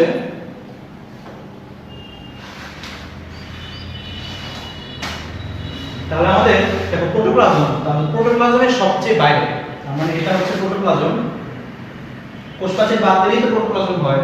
তো প্রোটোপ্লাজমের একদম বাইরে কি থাকে? প্রোটোপ্লাজমের একদম বাইরে থাকে হচ্ছে প্লাজমা মেমব্রেন বা কোষঝিল্লি। তাহলে আমরা যেহেতু বাইরে থেকে পড়তেছি, বাইরে থেকে ভেতর দিকে যাচ্ছি, তাহলে এখন আমরা পড়ব হচ্ছে প্লাজমা মেমব্রেন। আশা করি তোমরা একটু উঠাইছো, আমি কেটে দিচ্ছি। এখন আমরা পড়ব হচ্ছে প্লাজমা মেমব্রেন। তো এটা হচ্ছে প্লাজমা মেমব্রেন হচ্ছে আজকে আমাদের শেষ টপিক। ঠিক আছে, এখান থেকে আমরা প্লাজমা মেমব্রেন একটু করে আজকে শেষ করে দেব। তো প্লাজমা মেমব্রেন, প্লাজমা মেমব্রেন। আচ্ছা, তো প্লাজমা মেমব্রেনের প্রথমে আমরা করব হচ্ছে নামকরণ। ঠিক আছে, তো আমি যতগুলো তথ্য এখানে লিখবো সবগুলো তোমরা উঠাবা এবং সবগুলো তথ্যই এটার জন্য খুবই খুবই গুরুত্বপূর্ণ। ঠিক আছে, আচ্ছা। তো প্লাজমা মেমব্রেনের অনেকগুলো নাম আছে, তার মধ্যে হচ্ছে একটা হচ্ছে প্লাজমা মেমব্রেন, তো সেটা আসবে বা কোষঝিল্লি। এরপর হচ্ছে এটাকে বলা হয় হচ্ছে সাইটোমেমব্রেন, সাইটোমেমব্রেন বা সাইটোপ্লাজমিক মেমব্রেন। এটাকে বলা হয় হচ্ছে বায়োমেমব্রেন, বায়োমেমব্রেন। ঠিক আছে, আচ্ছা। তাহলে সাইটোমেমব্রেন, বায়োমেমব্রেন কি জন্য নামকরণ করা হলো? কারণ সাইটো মানে কি আমরা আগে পড়ে আসছি, সাইটো মানে হচ্ছে কোষ। কারণ যে সাইটোলজি পড়ে আসছিলাম আমরা, সাইটোলজি ওখানে সাইটো মানে কি ছিল? সাইটো মানে ছিল হচ্ছে কোষ, তার মানে যেহেতু কোষের একটা আবরণ এই জন্য এটাকে বলা হয় সাইটোমেমব্রেন। ওকে, আবার এখানে দেখো বায়ো, বায়ো কথাটার মানে কি? বায়ো কথাটার মানে হচ্ছে জীব, অর্থাৎ প্রাণী হোক বা উদ্ভিদ হোক, যে কোষে তুমি বলো না কেন সব জায়গায় কিন্তু এই প্লাজমা মেমব্রেনটা থাকবে, তাই না? যেহেতু উদ্ভিদ এবং প্রাণী অর্থাৎ জীবদের এটা থাকে, তার জন্য এটাকে বলা হচ্ছে বায়ো মেমব্রেন। ঠিক আছে, তাহলে এই কথাটি কি স্পষ্ট যে যদি কোষে কোনো কিছুর নামের শেষে যদি মেমব্রেন থাকে, মেমব্রেন মানে কি পর্দা বা ঝিল্লি, তো কোনো কিছুর নামের শেষে যদি মেমব্রেন থাকে সেটা হচ্ছে ঝিল্লি, তাই না? যেমন হচ্ছে আমি যদি তোমাকে বলি যে নিউক্লিয়ার মেমব্রেন, নিউক্লিয়ার মেমব্রেন এটা কিসের আবরণ? তাহলে মেমব্রেন থেকে বোঝা যাচ্ছে এটা হচ্ছে কোনো কিছু একটা পর্দা বা হচ্ছে আবরণী। তাহলে এটা কিসের আবরণী? তাহলে প্রথম অংশটুকু দেখো নিউক্লিয়ার, এই নিউক্লিয়ার কথাটা আসছে হচ্ছে নিউক্লিয়াস থেকে, তার মানে নিউক্লিয়াসের আবরণ বা মেমব্রেনের নাম হচ্ছে নিউক্লিয়ার মেমব্রেন। ওকে, আচ্ছা তাহলে এটাকে হচ্ছে এভাবে নামকরণ। তো এটাকে এই প্লাজমা মেমব্রেনের আটটা নাম আছে, সেটা হচ্ছে প্লাজমা লেমা। এইটা হচ্ছে সবচেয়ে গুরুত্বপূর্ণ, প্লাজমা লেমাটা মনে রাখা হচ্ছে গুরুত্বপূর্ণ। তার মানে দেখো নামের শেষে কি আছে? লেমা, তাই না? লেমা মানে হচ্ছে পর্দা, লেমা মানে হচ্ছে পর্দা বা হচ্ছে ঝিল্লি। ওকে, আচ্ছা প্লাজমা মানে হচ্ছে, প্লাজমা হচ্ছে মানে প্রোটোপ্লাজম, প্রোটোপ্লাজমের পর্দা। ঠিক আছে, তার মানে বোঝা যাচ্ছে যে কোনো কিছুর নামের শেষে যদি লেমা থাকে তাহলে সেটা হচ্ছে কোনো কিছুর পর্দা। যেমন হচ্ছে আমি যদি তোমাকে বলি সার্কোলেমা, সার্কোলেমা এবং হচ্ছে নিউরিলেমা, এগুলো কিসের আবরণ? তাহলে আমি তোমাকে বলছিলাম যে হচ্ছে যে এই যে বিভিন্ন টার্ম আসবে, টার্মগুলো যদি আমি অর্থ সহকারে পড়ি তাহলে কিন্তু মনে রাখা সহজ। যেহেতু প্রত্যেকটা নামের শেষে লেমা আছে, লেমা আছে, প্রত্যেকটা কি প্রত্যেকটা হচ্ছে পর্দা, কিন্তু কিসের পর্দা সেটা আমরা মনে রাখবো হচ্ছে এই যে প্রথম অংশটুকুতে। তাহলে এখানে সার্কোলেমা, এই সার্কো মানে হচ্ছে এই সার্কো, ইংরেজি সার্কো মানে এটা আসছে হচ্ছে গ্রিক শব্দ থেকে। এই গ্রিক সার্কো কথাটার মানে হচ্ছে মাসল, মাসল বা পেশি। ঠিক আছে, তার মানে পেশির আবরণ হচ্ছে সার্কোলেমা। ঠিক আছে, আচ্ছা এরপর আসলে নিউরিলেমা। লেমা মানে হচ্ছে আবরণ, নিউরি কথাটার মানে কি? নিউরি কথাটার মানে হচ্ছে নিউরন, তার মানে হচ্ছে নিউরনের আবরণ হচ্ছে নিউরিলেমা। ঠিক আছে, তাহলে এটা কেমন হচ্ছে নামকরণ। এরপর দেখো, এরপর আসো এখানে আমরা এই প্লাজমা মেমব্রেনটা সর্বপ্রথম কে নামকরণ করেন? ঠিক আছে, প্লাজমা মেমব্রেন নামকরণ, এই নামকরণ করেন হচ্ছে বিজ্ঞানী কার্ল নাগেলি 1855 সালে, কার্ল নাগেলি 1855 সালে। ঠিক আছে, আচ্ছা এরপর দেখো আর দুইটা তথ্য আমরা পড়বো এখান থেকে, তাহলে আমাদের শেষ কথা। এটা যদি পরিচিতি হয় দেখা যায় যে পরিচিতির স্থানে স্থানে এরকম বাস থাকে, এই যে অনেকগুলো বাস করছে, তাই না? এই ভাঁজ হওয়া অংশগুলোকে বলা হয় হচ্ছে মাইক্রোবিলাস।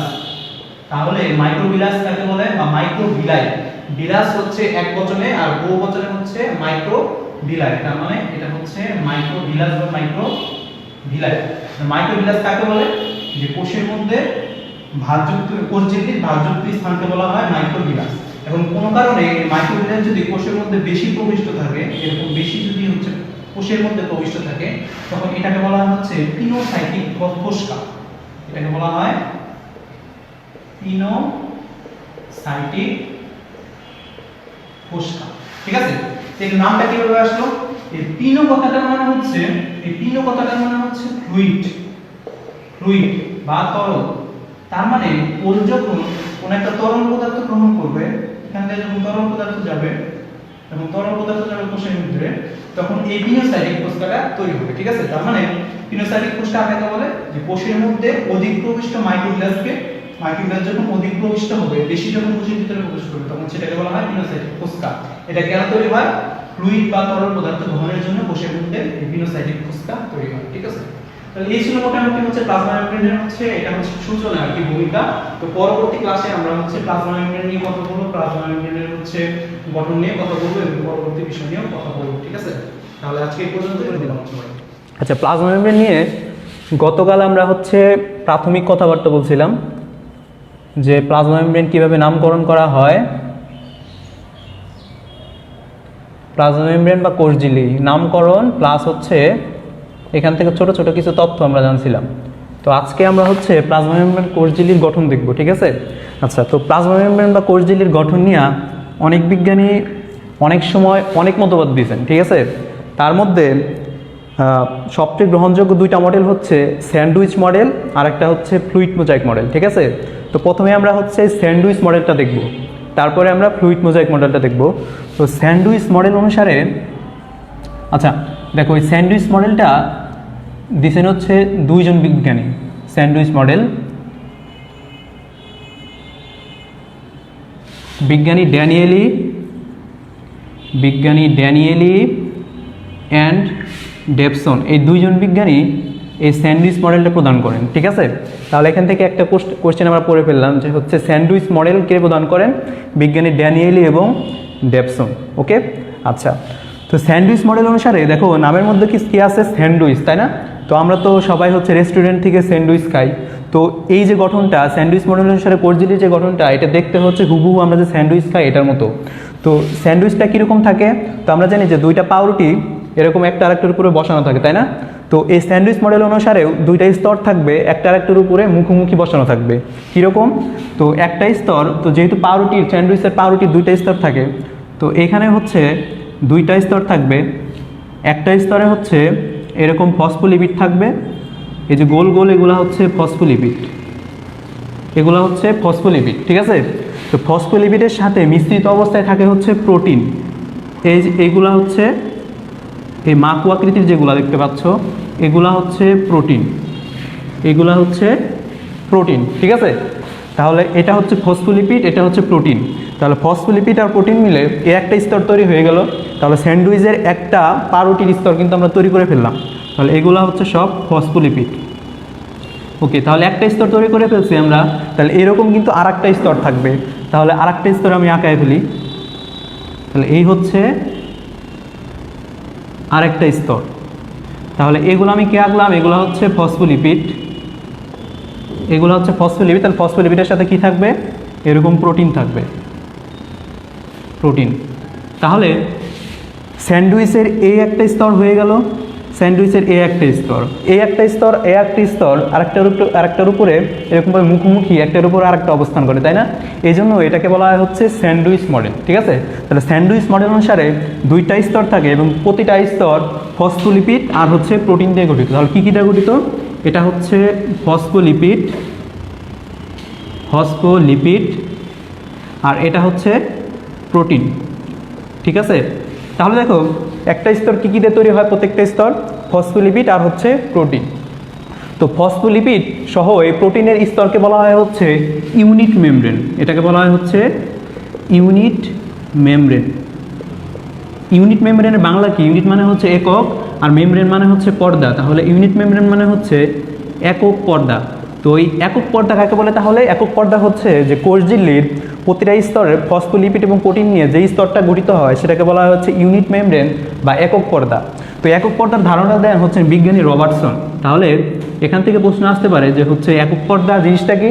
একক পর্দা হচ্ছে যে ফসফোলিপিড সহ প্রোটিন স্তরকে বলা হয় হচ্ছে একক পর্দা। কে দেন? বিজ্ঞানী রবার্টসন, ঠিক আছে। তাহলে আমরা এখান থেকে স্যান্ডউইচ মডেলটা দেখলাম আর এখান থেকে আরেকটা তথ্য জানলাম, সেটা হচ্ছে একক পর্দা বা ইউনিট মেমব্রেন কি এবং ইউনিট মেমব্রেনটা কে দেন? বিজ্ঞানী রবার্টসন, ঠিক আছে। তাহলে এই ছিল হচ্ছে আমাদের স্যান্ডউইচ মডেল, ঠিক আছে, ওকে। তাহলে আমরা একটা টপিক পড়ে ফেললাম। তো তোমরা একটু তুলে নাও এখান থেকে।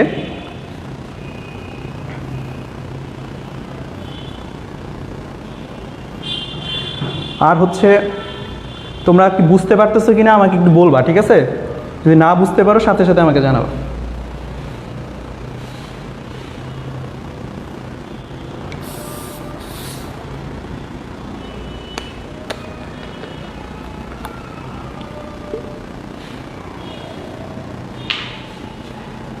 ওকে, তাহলে আমি নেক্সট টপিকে চলে যাচ্ছি। তো নেক্সট টপিক হচ্ছে, যেহেতু আমরা স্যান্ডউইচ মডেলটা পড়ে ফেললাম, তাহলে এখন আমরা চলে যাব হচ্ছে ফ্লুইড মোজাইক মডেল। তো তোমরা যারা হচ্ছে এখানে এইচএসসি পরীক্ষার্থী আছো, তো তোমরা অলরেডি জানো যে হচ্ছে তোমাদের এইচএসসি পরীক্ষার জন্য ফ্লুইড মোজাইক মডেলটা কতটা গুরুত্বপূর্ণ, ঠিক আছে।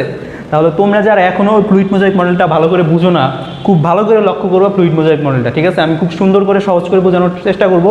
তোমরা যদি একটু ভালো করে খেয়াল করো, একটু ভালো করে শুনো আমার কথা, তাহলে কিন্তু ফ্লুইড মোজাইক মডেলটা পড়া হয়ে যাবে। ওকে, তাহলে শুরু করি আমরা হচ্ছে ফ্লুইড মোজাইক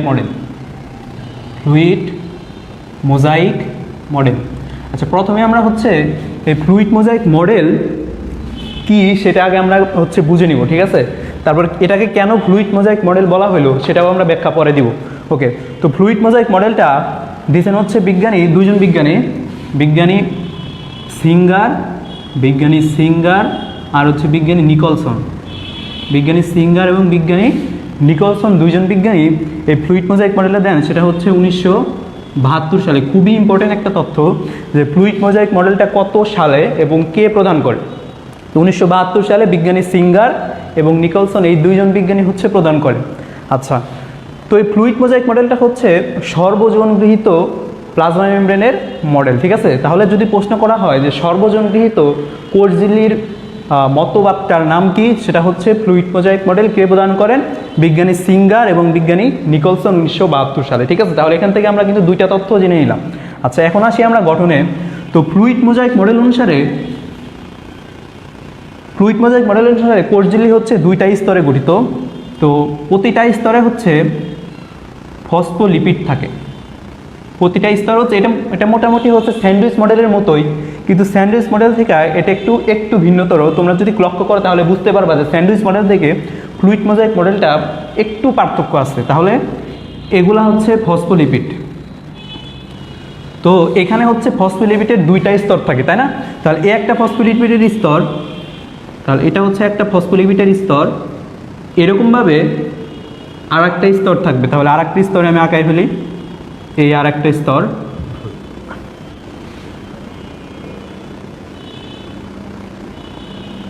তাহলে যেহেতু দুইটা স্তর, তাই না? তাহলে দুইটা স্তর থাকলে সেটাকে কি বলা হয়? স্তরের ইংরেজি হচ্ছে লেয়ার, তাই না? স্তরের ইংরেজি হচ্ছে লেয়ার। যেহেতু দুইটা স্তর আছে এই জন্য এটাকে বলা হচ্ছে বাই লেয়ার, ঠিক আছে? তাহলে এটার নাম হচ্ছে বাই লেয়ার। তাহলে প্রথম নাম্বার পয়েন্ট আসবে হচ্ছে ফসফোলিপিড বাই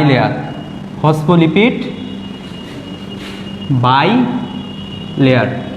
আচ্ছা, তাহলে এইটাই হচ্ছে ফ্লুইড মোজাইক মডেল অনুসারে এটাই হচ্ছে কোষ ঝিল্লির ভিত্তি, যে ফসফোলিপিড বাই লেয়ার থাকবে, ঠিক আছে?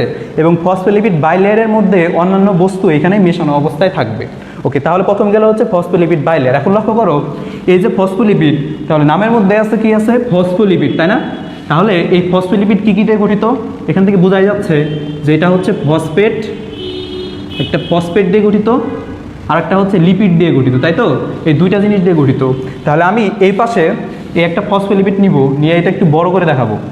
এটা হচ্ছে ফসফোলিপিড এর মাথা, আর এটা হচ্ছে লেস।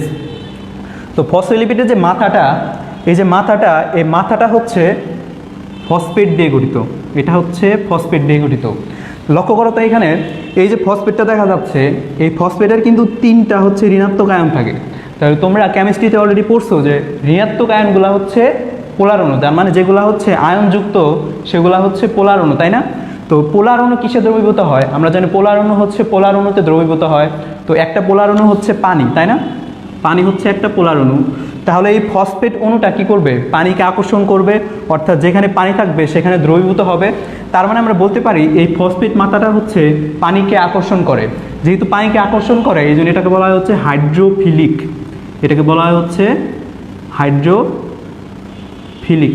ঠিক আছে? তাহলে এই ফসফোলিপিডের একটা হাইড্রোফিলিক মাথা থাকে যেটা হচ্ছে ফসফেট অণু দিয়ে গঠিত। আর হচ্ছে এই যে এটুকু দেখতে পাচ্ছ এটা হচ্ছে লিপিডলেস। এখন দেখো লিপিড কি দিয়ে গঠিত? লিপিড হচ্ছে গ্লিসারল আর হচ্ছে ফ্যাটি অ্যাসিড দিয়ে গঠিত, তাই না? তো তোমরা যদি বইটা লক্ষ্য করো, বইয়ের মধ্যে দেখবা যে কোনো জায়গায় লেখা আছে হচ্ছে লিপিডলেস, আবার কোনো জায়গায় লেখা আছে এটা হচ্ছে ফ্যাটি অ্যাসিডলেস। কারণ লিপিড যেহেতু হচ্ছে ফ্যাটি অ্যাসিড দিয়ে গঠিত, তাহলে লিপিডলেস আর ফ্যাটি অ্যাসিডলেস কিন্তু একই কথা। এখন লিপিড মানে কি? লিপিড মানে হচ্ছে তেল বা স্নেহ। তো তোমরা সবাই জানো যে হচ্ছে তেল বা চর্বি এটা হচ্ছে পানিতে কখনো দ্রবীভূত হয় না। অর্থাৎ তুমি যদি পানিতে মিশাও তাহলে দেখবা যে তেলটা হচ্ছে পানির উপরে একটা স্তর গঠন করছে, যেহেতু সে পানিতে মিশ্রিত হয় না। অর্থাৎ পানি দেখে সে কী করে? পানি দেখে হচ্ছে সে ভয় পায়, অর্থাৎ পানি থেকে সে দূরে থাকতে চায়, তাই না? এই জন্য এই লিপিডলেস বা ফ্যাটি অ্যাসিডলেসকে বলা হয় হচ্ছে হাইড্রোফোবিক। ঠিক আছে? তো এখানে দেখো যে হাইড্রো কথাটার মানে হচ্ছে পানি, ঠিক আছে? হাইড্রো কথাটার মানে হচ্ছে পানি, আর ফোবিক কথাটা আসছে হচ্ছে ফোবিয়া থেকে। তো তোমরা মনে হয় জানো যে এই ফোবিয়া কথাটার মানে হচ্ছে কোনো কিছু থেকে ভয় পাওয়া, তাই না? কোনো কিছু থেকে ভয় পাওয়া হচ্ছে ফোবিয়া, যেমন হচ্ছে যারা হচ্ছে অনেক উঁচু থেকে ভয় পায়, অনেক বেশি উঁচুতে উঠতে পারে, এটাকে বলা হয় অ্যাক্রোফোবিয়া, তাই না? সেরকমভাবে এই ফ্যাটি অ্যাসিড বা লিপিড লেসটা হচ্ছে পানি দেখে ভয় পায় বা পানির সাথে সে মিশ্রিত হতে চায় না, এই জন্য এটাকে বলা হয় হচ্ছে হাইড্রোফোবিক। তার মানে এই ফসফোলিপিড স্তরের প্রতিটা ফসফোলিপিড দুইটা অংশ নিয়ে গঠিত, একটা হচ্ছে ফসফেট মাথা আর একটা হচ্ছে লিপিড বা ফ্যাটি অ্যাসিড লেস। এই ফসফেট মাথাটা যেহেতু হচ্ছে পোলার অণু, তাই এটা হচ্ছে পানিতে দ্রবীভূত হয়, এই জন্য এটাকে বলা হয় হাইড্রোফিলিক। হাইড্রো মানে হচ্ছে পানি, আর ফিলিক মানে হচ্ছে কোনো কিছুকে আকর্ষণ করা। তার মানে হচ্ছে এই ফসফেট মাথাটা হচ্ছে পানিকে আকর্ষণ করবে, কিন্তু এই ফ্যাটি অ্যাসিড লেসটা হচ্ছে পানি দেখে ভয় পাবে, এই জন্য এটাকে বলা হয় হচ্ছে হাইড্রোফোবিক। ওকে, তাহলে মনে হয় বুঝতে পারছো। আচ্ছা, এখন লক্ষ্য করো, এটা হচ্ছে মনে করো এটা হচ্ছে কোষের ভিতরের দিক, তাহলে মনে করো এইটা হচ্ছে কোষের ভিতরের দিক আর এইটা হচ্ছে কোষের বাইরের দিক, তাই না? আর এইটা হচ্ছে কোষঝিল্লি। তো দেখো, কোষের ভিতরে পানি থাকে, কোষের ভিতরে পানি থাকে, আবার এই কোষের বাইরে এখান দিয়েও কিন্তু পানি থাকে, এখানেও পানি, এখানেও পানি, তাহলে এদিকেও পানি এদিকেও পানি। তো আমরা জানি এই হাইড্রোফিলিক মাথাটা হচ্ছে পানিকে আকর্ষণ করে, তাহলে যেদিকে হচ্ছে পানি থাকবে সেই দিকেই কিন্তু ফসফেট মাথাটা থাকবে। তাহলে লক্ষ্য করো, দেখো এই স্তরের ফসফেট মাথাটা এইদিকে পানির দিকে মুখ করে থাকে, আবার এই দিকের যে স্তরটা ফসফোলিপিডের স্তরটা, এই ফসফেট মাথাটা হচ্ছে এই দিকের পানির দিকে মুখ করে থাকে, ঠিক আছে? আবার যেহেতু হাইড্রোফোবিক লেসটা হচ্ছে পানি থেকে ভয় পায়, তাহলে এই স্তরের পানি, এই স্তরের পানি থেকে সে দূরে থাকতে চাইবে, এই জন্যই সে এই যে ফসফোলিপিড লেস, এই ফ্যাটি অ্যাসিড লেসটা, এই ফ্যাটি অ্যাসিড লেসটা পানির দিকে বিপরীত দিকে থাকে, এই পানি থেকে বিপরীত দিকে, পানি থেকে বিপরীত দিকে। এই কারণে এই যে ফ্যাটি অ্যাসিড লেসটা এরা হচ্ছে সামনাসামনি থাকে, কিন্তু ফসফেট মাথাটা হচ্ছে বিপরীত দিকে থাকে। ওকে, তাহলে এত কথা বললাম, আসলে এত কথা মনে রাখতে হবে না, তোমরা মনে রাখবা যে হচ্ছে ফ্লুইড মোজাইক মডেল অনুসারে কোষঝিল্লি হচ্ছে দুইটা স্তর নিয়ে গঠিত। এটা হচ্ছে ফসফোলিপিডের দুইটা স্তর, সেটাকে বলা হয় ফসফোলিপিড বাইলেয়ার, এবং এর ফসফেট মাথাটা হচ্ছে হাইড্রোফিলিক এবং এর ফ্যাটি অ্যাসিড লেসটা হচ্ছে হাইড্রোফোবিক। ফসফেট মাথাটা হচ্ছে বিপরীত দিকে থাকে এবং ফ্যাটি অ্যাসিড হচ্ছে সামনাসামনি থাকে। ওকে, তাহলে এই পর্যন্ত যদি বুঝতে পারো তাহলে আমি সামনের দিকে যাব। তাহলে এখন লক্ষ্য করো, আমি ফসফোলিপিড সম্পর্কে আমি বুঝাই ফেলছি। তো এই ফসফোলিপিড স্তরের মধ্যে, এই ফসফোলিপিড স্তরে বিভিন্ন ধরনের প্রোটিন থাকতে পারে। তো এখানে হচ্ছে 3 ধরনের প্রোটিন থাকে। তো আমি 3 ধরনের প্রোটিন, 3টা প্রোটিন আঁকায় এখানে বোঝাবো। 3 ধরনের প্রোটিন থাকতে পারে। এই যে আমি 3টা প্রোটিন আঁকছি, একটা প্রোটিন, 2টা প্রোটিন, এই আর একটা প্রোটিন, ঠিক আছে? আচ্ছা, তো দেখো এই প্রোটিনটার ক্ষেত্রে লক্ষ্য করো, এই প্রোটিনটা কি হয়েছে, ফসফোলিপিড স্তরের গায়ে গায়ে লাগানো আছে, তাই না? একদম উপরে লাগানো আছে। যেহেতু এটা হচ্ছে ফসফোলিপিডের গায়ে লাগানো থাকে বা হচ্ছে একদম পেরিফেরিতে লাগানো থাকে, পেরিফেরি কথাটার মানে হচ্ছে পার্শ্বে লাগানো থাকে, এজন্য এই প্রোটিনটার নাম হচ্ছে পেরিফেরাল প্রোটিন। তাহলে পেরিফেরাল প্রোটিনের অবস্থান কোথায়? পেরিফেরাল প্রোটিনের অবস্থান হচ্ছে ফসফোলিপিডের গায়ে লাগানো থাকে আর সারফেসে লাগানো থাকে, তাহলে এটা হচ্ছে পেরিফেরাল প্রোটিন। ওকে, এরপরে এই প্রোটিনটার ক্ষেত্রে লক্ষ্য করো, এই প্রোটিনটা কি হয়েছে, এই প্রোটিনটা হচ্ছে এই ফসফোলিপিড স্তরে সামান্য প্রবিষ্ট করানো আছে, তাই না? সামান্য এখানে প্রবেশ করানো আছে, তাই না? তো সামান্য যখন প্রবেশ করানো থাকে সেটাকে আমরা বলি হচ্ছে সম্পৃক্ত অবস্থা, ঠিক আছে? তার কার মধ্যে সম্পৃক্ত অবস্থায় আছে? এখানে হচ্ছে যে লিপিড যে স্তরটা আছে, লিপিডের মধ্যে সম্পৃক্ত অবস্থায় আছে, এই জন্য এটাকে বলা হচ্ছে লিপিড সম্পৃক্ত প্রোটিন। এটা হচ্ছে লিপিড সম্পৃক্ত প্রোটিন, ঠিক আছে? আবার এই প্রোটিনটার ক্ষেত্রে লক্ষ্য করো, এই প্রোটিনটা হচ্ছে 2টা লিপিড স্তর জুড়ে অবস্থান করছে, তাই না? তাহলে 2টাই লিপিড স্তরে এটা প্রবেশ করানো আছে, এই জন্য এটাকে বলা হচ্ছে ইন্টিগ্রাল প্রোটিন। ইন্টিগ্রাল প্রোটিন মানে হচ্ছে ইন্টিগ্রেট, মানে কি? ইন্টিগ্রেট মানে হচ্ছে কোনো কিছুর ভিতরে প্রবেশ করানো, তার মানে এই প্রোটিনটা হচ্ছে ভেতরে এরকম প্রবেশ করানো থাকে। তার মানে কয় ধরনের প্রোটিন থাকে? প্রোটিন থাকে হচ্ছে 3 ধরনের। পেরিফেরাল প্রোটিন, এটা হচ্ছে পেরিফেরাল প্রোটিন, এটা হচ্ছে লিপিড সম্পৃক্ত প্রোটিন, এটা হচ্ছে ইন্টিগ্রাল প্রোটিন, ঠিক আছে? এই 3 ধরনের প্রোটিন এখানে পাওয়া যায়। আচ্ছা, তো প্রোটিন গেল। এরপরে তো দেখো, যদি এটা হচ্ছে লিপিড, তাই তো? এটা কি? এটা হচ্ছে একটা লিপিড। ধরো লিপিডের সাথে যদি শর্করা যুক্ত করা থাকে, মনে করো এই লিপিডের সাথে শর্করা যুক্ত থাকে, তো সবচেয়ে কমন একটা শর্করার নাম যদি তোমাকে জিজ্ঞেস করা হয়, তুমি কিন্তু বলবা হচ্ছে সেটা গ্লুকোজ, তাই না? তাহলে এটা যদি গ্লুকোজ হয় তাহলে গ্লুকোজের সাথে কি যুক্ত আছে, লিপিড যুক্ত আছে, তাই না? তাহলে গ্লুকোজ যোগ লিপিড কি হবে, এটার নাম কি হবে, এটার নাম হবে হচ্ছে গ্লাইকো। গ্লুকোজ যোগ লিপিড নাম কি হয়ে গেল, গ্লাইকোলিপিড। ঠিক আছে, এটা হচ্ছে প্রোটিন, তাই না? যদি প্রোটিনের সাথে যদি গ্লুকোজ লাগানো থাকে, তাহলে প্রোটিনের সাথে যদি গ্লুকোজ লাগানো থাকে তখন এটার নাম কি হবে? তাহলে এটা হচ্ছে প্রোটিন, এটা হচ্ছে গ্লুকোজ, তাহলে গ্লুকোজ যোগ প্রোটিন নাম কি হবে এটা? এটা হচ্ছে গ্লাইকো প্রোটিন। ঠিক আছে, গ্লাইকো প্রোটিন। তার নামগুলো কীভাবে আসছে, যে প্রোটিনের সাথে যদি গ্লুকোজ যুক্ত থাকে সেটার নাম হচ্ছে গ্লাইকোপ্রোটিন, আর যদি লিপিডের সাথে যদি গ্লুকোজ যুক্ত থাকে সেটার নাম হচ্ছে গ্লাইকোলিপিড। এবং গ্লাইকোপ্রোটিন আর গ্লাইকোলিপিডকে একত্রে বলা হচ্ছে গ্লাইকোক্যালিক্স। তাহলে 3 নম্বর গঠন আসবে হচ্ছে গ্লাইকোক্যালিক্স। তাহলে গ্লাইকোক্যালিক্স হচ্ছে গ্লাইকোলিপিড আর হচ্ছে গ্লাইকোপ্রোটিন দিয়ে গঠিত। আচ্ছা, লাস্ট ওয়ান হচ্ছে যে এই যে ফসফোলিপিড স্তরের মাঝে মাঝে দেখা যায় যে কখনো কখনো এখানে হচ্ছে তোমার কোলেস্টেরল থাকতে পারে। মনে করো এখানে একটা কোলেস্টেরল এখানে প্রবেশ করানো আছে, তাহলে এই কোলেস্টেরল থাকতে পারে, কিন্তু এই কোলেস্টেরল হচ্ছে সবচেয়ে বেশি দেখা হচ্ছে প্রাণী কোষে, উদ্ভিদ কোষে নাই বললেই চলে। তাহলে থাকতে পারে হচ্ছে কোলেস্টেরল। তাহলে এই হচ্ছে মোটামুটি হচ্ছে আমাদের এই ফ্লুইড মোজাইক মডেল অনুসারে কোষ ঝিল্লির গঠন। ঠিক আছে, তাহলে কোষ ঝিল্লির গঠন অনুসারে কি থাকে, প্রথমে থাকে হচ্ছে এই 2টা ফসফোলিপিড স্তর। যেহেতু 2টা ফসফোলিপিড স্তর, এই জন্য এটাকে বলা হয় ফসফোলিপিড বাইলেয়ার। ওকে, এরপরে ফসফোলিপিড বাইলেয়ারের মধ্যে থাকতে পারে হচ্ছে কতগুলো প্রোটিন হচ্ছে 3 ধরনের, পেরিফেরাল প্রোটিন, লিপিড সম্পৃক্ত প্রোটিন এবং হচ্ছে ইন্টিগ্রাল প্রোটিন। ওকে, এবং এখানে হচ্ছে কার্বোহাইড্রেট বা শর্করা থাকতে পারে। শর্করা যদি লিপিডের সাথে লাগানো থাকে তাহলে সেটা হচ্ছে গ্লাইকোলিপিড, আর যদি প্রোটিনের সাথে লাগানো থাকে তাহলে সেটা হচ্ছে গ্লাইকোপ্রোটিন। ওকে, আচ্ছা, আর হচ্ছে প্রাণী দেহে কোলেস্টেরল থাকতে পারে। এই হচ্ছে মোটামুটি হচ্ছে আমাদের ফ্লুইড মোজাইক মডেল অনুসারে কোষ ঝিল্লির গঠন। ওকে, তাহলে এখন আমাকে তোমরা একটু জানাও যে হচ্ছে এটা তোমরা কি বুঝতে পারছো কিনা। ঠিক আছে, তো যদি এটা বুঝতে পারো তাহলে আমি সামনে আগাবো। তাহলে তোমরা একটু কমেন্টে আমাকে জানাও, 6 জন দেখতেছো এখন, তো আমাকে একটু এই কোষ ঝিল্লির নামকরণ কীভাবে করা হয়েছে, এটাকে বলা হচ্ছে ফ্লুইড মোজাইক মডেল, তাই না? ফ্লুইড মোজাইক মডেল, এটাকে কেন ফ্লুইড মোজাইক মডেল বলা হলো? তো এই যে কোষ ঝিল্লির যে 2টা স্তর ছিল দেখছিলা তোমরা, এখানে 2টা ফসফোলিপিডের স্তর ছিল।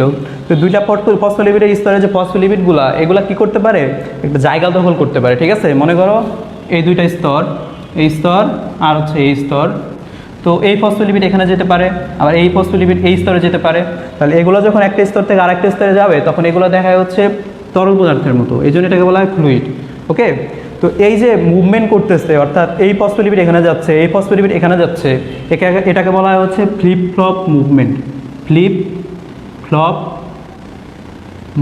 ঠিক আছে, তাহলে ফ্লিপ ফ্লপ মুভমেন্ট কোথায় দেখা যায়? তাহলে ফ্লিপ ফ্লপ মুভমেন্ট দেখা যায় হচ্ছে কোষ ঝিল্লিতে। ঠিক আছে, কোষ ঝিল্লির ফসফোলিপিড যে চলাচল করে এটাকে বলা হয় হচ্ছে ফ্লিপ ফ্লপ মুভমেন্ট। আবার তো আমরা জানি যে এখানে হচ্ছে কি থাকে, এখানে হচ্ছে প্রোটিন থাকে, অনেক প্রোটিন থাকে।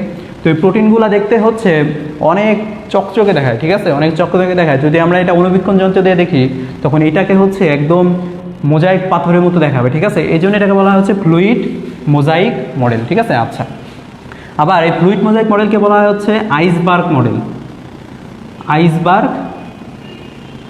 ঠিক আছে, আইসবার্গ মডেল। আচ্ছা, আইসবার্গ মানে কি? আইসবার্গ মানে হচ্ছে বরফের খণ্ড, এটা মানে হচ্ছে বরফের খণ্ড। তো দেখো এটা হচ্ছে ফসফোলিপিড স্তর। তো ফসফোলিপিড স্তরের মধ্যে কি হয়, এই প্রোটিনগুলো হচ্ছে কোনো প্রোটিন দেখা যায় যে বেশি থাকে, কোনো প্রোটিন ভিতরে প্রবেশ করে, কোনো প্রোটিন 2 স্তর জুড়ে অবস্থান করে। তো আমরা জানি কি বরফ কি হয়, বরফ পানিতে ভাসে না সামান্য, তাহলে এই প্রোটিনগুলো কিন্তু দেখা যায় যে সামান্য ভেসে থাকে মনে হয়, তাই না? যেহেতু এই যে প্রোটিনগুলা ফসফোলিপিড স্তরে ভেসে থাকে এই জন্য এটাকে বলা হচ্ছে আইসবার্গ মডেল বা বরফের খণ্ড মডেল। ঠিক আছে, আইসবার্গ, যে তোমরা হচ্ছে সবাই তো টাইটানিক ছবি দেখছো, তাই না? টাইটানিক ছবিতে কি হয়, টাইটানিক ছবিতে হচ্ছে টাইটানিক যে জাহাজটা সেটা হচ্ছে তোমার একটা আইসবার্গের সাথে ধাক্কা খেয়ে সেটা হচ্ছে ডুবে যায়, তাই না? এটা কিন্তু সেই আইসবার্গ, অর্থাৎ যেহেতু আইসবার্গের মতো এটা হচ্ছে ভেসে থাকে এই জন্য এটাকে বলা হচ্ছে আইসবার্গ মডেল। ওকে, আচ্ছা, তো এখান থেকে আরও কয়েকটা তথ্য আমাদের জানতে হবে, যে হচ্ছে এই যে কোষ ঝিল্লির মধ্যে যে প্রোটিন থাকে এই প্রোটিনগুলো কী কী হিসেবে কাজ করতে পারে। এই প্রোটিনগুলা কি কি হিসেবে কাজ করতে পারে।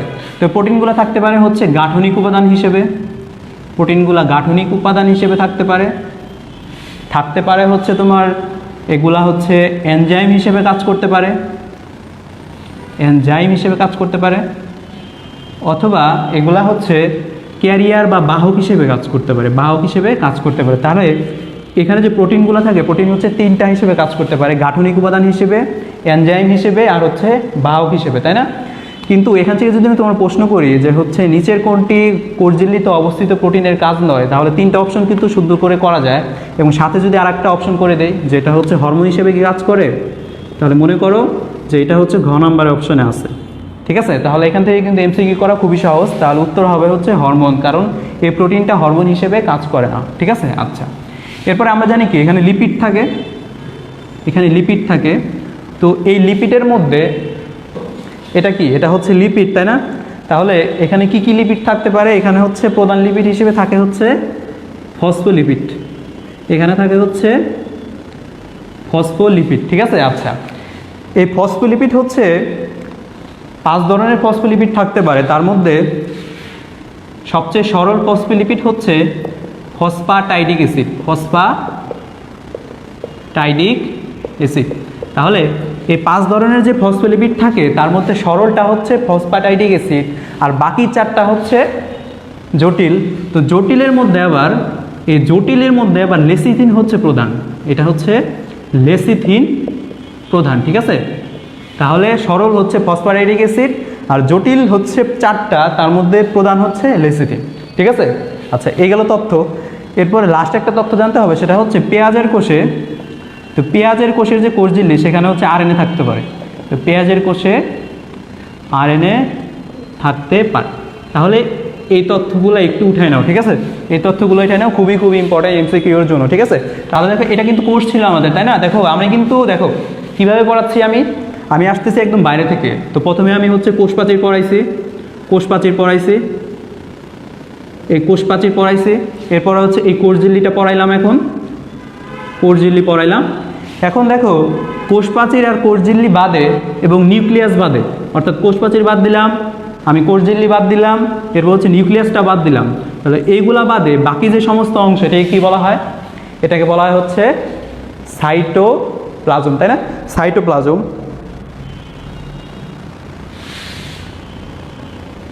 ও আচ্ছা, তাহলে সাইটোপ্লাজম, এখন আমরা বলবো হচ্ছে সাইটোপ্লাজম। ঠিক আছে, তাহলে আমরা ধীরে ধীরে কিন্তু আগাচ্ছি, ধীরে ধীরে আগাচ্ছি। তাহলে এখন আসলে হচ্ছে সাইটোপ্লাজম। তো সাইটোপ্লাজম থেকে কয়েকটা তথ্য তোমাদের জানতে হবে, এই তথ্যগুলো তোমরা হচ্ছে একটু টুকাই নাও। তো দেখো এটা যদি সাইটোপ্লাজম হয়, তাহলে সাইটোপ্লাজমের এটা হচ্ছে বাইরের অংশ, এটা হচ্ছে বাইরের অংশ, এটা বাইরের অংশ, এটা হচ্ছে ভিতরের অংশ। তো এই সাইটোপ্লাজমের যে বাইরের যে অংশটুকু, এই যে এলাকাটা, এই এলাকাটা, এটা হচ্ছে খুব কঠিন বা শক্ত। ঠিক আছে, তাহলে এই বাইরের শক্ত অঞ্চলকে বলা হয় হচ্ছে এক্টোপ্লাজম, এটাকে বলা হয় হচ্ছে এক্টোপ্লাজম। একটো মানে কি? একটো মানে হচ্ছে বাইরে, আর প্লাজম মানে হচ্ছে সাইটোপ্লাজম, মানে সাইটোপ্লাজমের বাইরের অংশকে বলা হয় হচ্ছে এক্টোপ্লাজম। ঠিক আছে, এই এক্টোপ্লাজমকে বলা হয় হচ্ছে কর্টেক্সও বলা হয়, এটাকে কর্টেক্সও বলা হয়। তো কোনো কিছুর বাইরের অংশকে কি বলা হয়? কর্টেক্স বলা হয়। তোমরা যখন হচ্ছে জুলজি পড়বা, তো জুলজিতে আমাদের দেহের যে সমস্ত অঙ্গগুলো আছে দেখবা যে ওই সমস্ত অঙ্গগুলার বাইরের যে অংশটা সেটা হচ্ছে কর্টেক্স, আর ভেতরের অংশ হচ্ছে মেডুলা। ঠিক আছে, তাহলে বাইরের অংশ কর্টেক্স, ভেতরের অংশ মেডুলা। যেহেতু এটা সাইটোপ্লাজমের বাইরের অংশ, ওই জন্য এটাকে বলা হয় কর্টেক্স, এবং এটাকে বলা হয় হচ্ছে প্লাজমা জেল, এটাকে বলা হয় প্লাজমা জেল। ওকে, আচ্ছা, এখন লক্ষ্য করো, তো আমি তো প্লাজমা বুঝলাম, প্লাজমা মানে হচ্ছে সাইটোপ্লাজমের প্লাজমা, আর জেল মানে কি? তো তোমরা হয়তো কেমিস্ট্রিতে পড়ছো, কেমিস্ট্রি ফার্স্ট পেপারের 5ম অধ্যায়ে, সেখানে জেল, তারপরে হচ্ছে সল, এগুলা নিয়ে বলা আছে, তাই না? তো যেটা হচ্ছে কঠিন মাধ্যম, অর্থাৎ মাধ্যমটা যদি কঠিন হয় সেটাকে বলা হয় জেল, তাই না? যদি কঠিন হয় সেটাকে বলা হয় জেল। আর যদি মাধ্যমটা যদি হয় তোমার তরল বা গ্যাসীয়, তখন সেটাকে বলা হয় সল, তাই না? সেটাকে বলা হয় তরল বা গ্যাসীয় হইলে সল। যেহেতু এটা হচ্ছে কঠিন, এই জন্য এটাকে বলা হয় প্লাজমা জেল, এটাকে বলা হয় প্লাজমা জেল। ঠিক আছে, তাহলে এই দুইটা তথ্য তোমরা একটু উঠায় নাও। এটা হচ্ছে এক্টোপ্লাজম, আর যে ভিতরের অংশটাকে বলা হয় হচ্ছে এন্ডোপ্লাজম, ঠিক আছে, এটাকে বলা হয় এন্ডোপ্লাজম, ঠিক আছে, এন্ডোপ্লাজম। ওকে, বোঝা গেল। আর এই সাইটোপ্লাজমের হচ্ছে প্রায় 65 থেকে 96% হচ্ছে পানি থাকে, ঠিক আছে। 65 থেকে কোষ ভেদে এক এক কোষে এক এক রকম, কোনো কোষে 65%, কোনো কোষে 70%, কোনো কোষে 75%, এইভাবে 96% পর্যন্ত পানি থাকতে পারে, ঠিক আছে। আচ্ছা, এটাই হচ্ছে সাইটোপ্লাজম সম্পর্কে কথাবার্তা। তো এইটুকু তোমরা একটু উঠায় নাও, ঠিক। তাহলে আমাদের সাইটোপ্লাজম পড়া শেষ। তাহলে এখন দেখো, সাইটোপ্লাজম যেহেতু আমাদের পড়া শেষ, এখন সাইটোপ্লাজমের মধ্যে কি থাকে? সাইটোপ্লাজমের মধ্যে হচ্ছে বিভিন্ন ধরনের অঙ্গাণু থাকে, তাই না? তাহলে বিভিন্ন ধরনের যে অঙ্গাণু থাকে, কি কি অঙ্গাণু থাকে, এই অঙ্গাণুগুলা একটা করে অঙ্গাণু নিব আমরা, আর একটা করে অঙ্গাণু আমরা শেষ করব, ঠিক আছে। একটা করে অঙ্গাণু পড়বো আর শেষ করব। ওকে, তাহলে এটা আমি মুছে দিচ্ছি। তাহলে সাইটোপ্লাজমে যে সমস্ত অঙ্গাণু আছে, এই অঙ্গাণুগুলাকে আমরা কিন্তু দুইটা ভাগে ভাগ করছিলাম। তোমাদের মনে আছে কিনা, প্রথম ক্লাসে আমরা পড়ছিলাম হচ্ছে ঝিল্লিযুক্ত অঙ্গাণু আর হচ্ছে ঝিল্লিবিহীন অঙ্গাণু। ঝিল্লিবিহীন, দুই ধরনের অঙ্গাণু আমরা পড়ছিলাম, তাই না?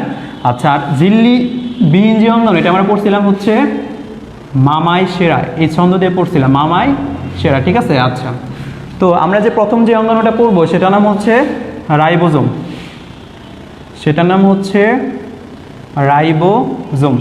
তো তোমরা একটু আমাকে কমেন্টে জানাও, তোমরা সবাই 9 জন দেখতেছো, 8 জন দেখতেছো, তো সবাই আমাকে জানাও যে হচ্ছে এই রাইবোজোম কি ঝিল্লিযুক্ত অঙ্গাণু না ঝিল্লিবিহীন অঙ্গাণু, কোনটা? একটু আমাকে জানাও। তো তোমরা যদি বলতে পারো তাহলে আমি বুঝবো যে আগের ক্লাসটা তোমরা বুঝতে পারছো, ঠিক আছে।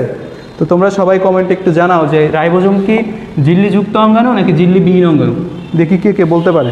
আচ্ছা, তাহলে তোমরা কমেন্টে জানাইতে থাকো, আমি শুরু করে দেই। তো রাইবোজোম, দেখো এই রাইবোজোম হচ্ছে কোষের মধ্যে মুক্ত অবস্থায় থাকতে পারে, কোষের মধ্যে মুক্ত অবস্থায় থাকতে পারে, অথবা হচ্ছে কোনো কিছুর সাথে যুক্ত অবস্থায় থাকতে পারে। তাহলে দুইভাবে থাকতে পারে, মুক্ত অবস্থায় আর হচ্ছে যুক্ত অবস্থায়, ঠিক আছে। মুক্ত অবস্থায় আর হচ্ছে যুক্ত অবস্থায়। তো মুক্ত অবস্থায় যদি থাকে সেটা হচ্ছে আদিকোষের বৈশিষ্ট্য। তো আদিকোষে হচ্ছে এই রাইবোজোম সাধারণত মুক্ত অবস্থায় থাকে, কিন্তু উন্নত কোষে অর্থাৎ হচ্ছে উন্নত কোষে হচ্ছে যুক্ত অবস্থায়। কার সাথে যুক্ত অবস্থায় থাকে? সেটা হচ্ছে এন্ডোপ্লাজমিক রেটিকুলাম, এন্ডোপ্লাজমিক রেটিকুলামের গায়ে যুক্ত অবস্থায় থাকে, ঠিক আছে। তাহলে মুক্ত অবস্থায় রাইবোজোম থাকা হচ্ছে আদিকোষের বৈশিষ্ট্য, আর যুক্ত অবস্থায় রাইবোজোম থাকা হচ্ছে উন্নত কোষের বৈশিষ্ট্য বা হচ্ছে প্রকৃত কোষের বৈশিষ্ট্য, ঠিক আছে।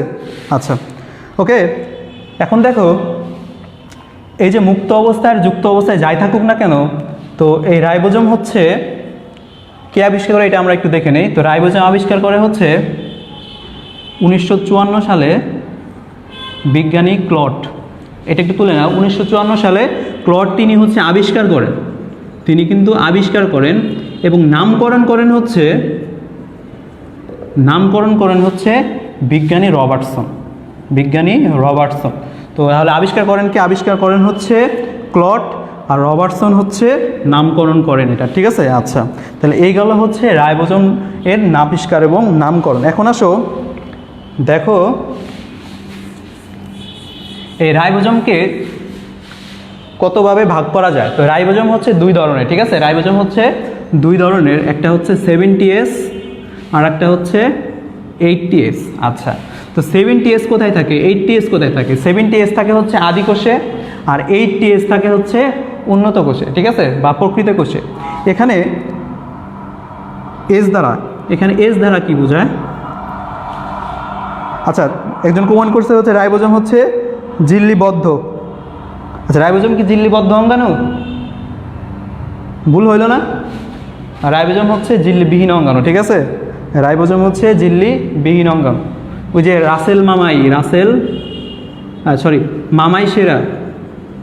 মামাই সেরা, এই যে সেরার এখানে সেরা ছিল, সেরা দিয়ে হচ্ছে সরি আমার ভুল হয়েছে, এই সেরা দিয়ে হচ্ছে সেন্ট্রিওল, রাইবোজোম হচ্ছে ঝিল্লিবদ্ধ অঙ্গাণু, ঠিক আছে, ঝিল্লিবদ্ধ অঙ্গাণু। ওকে, আচ্ছা, তাহলে ঝিল্লিবদ্ধ অঙ্গাণু। এখন আসো রাইবোজোমের প্রকারভেদ। তো রাইবোজোম হচ্ছে 70S আর হচ্ছে 80S, ঠিক আছে। রাইবোজোম হচ্ছে 70S আর হচ্ছে 80S। তো 70S এটার আবার দুইটা সাব ইউনিট, ঠিক আছে। 70S এর কয়টা সাব ইউনিট? দুইটা সাব ইউনিট, একটা হচ্ছে 30S আর একটা হচ্ছে 50S, ঠিক আছে। আর 80S এর হচ্ছে দুইটা সাব ইউনিট, একটা হচ্ছে 60S আর একটা হচ্ছে 40S। এখন দেখো তোমাকে যদি প্রশ্ন করা হয় যে 30S কার সাব ইউনিট, তো উত্তর হবে হচ্ছে 70S। কিন্তু দেখো 70S এর সাথে 80S কখনো কখনো গোলমাল হয়ে যেতে পারে, সেজন্য তোমরা কি করবা, দেখো একটু মনে রাখার টেকনিক হচ্ছে, দেখো 3, 5, 7, তাই না?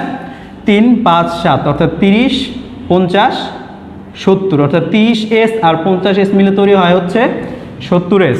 অর্থাৎ যে বিজোড়গুলো আছে এগুলো হচ্ছে 70S এর অংশ। আর এদিকে দেখো 4, 6, 8 অর্থাৎ 40, 60 মিলে হচ্ছে 80। ঠিক আছে, 40, 60 এটা হচ্ছে 80। এটা কিন্তু আসলে অ্যাকচুয়াল যোগফল না, ঠিক আছে, এটা কিন্তু অ্যাকচুয়াল যোগফল না।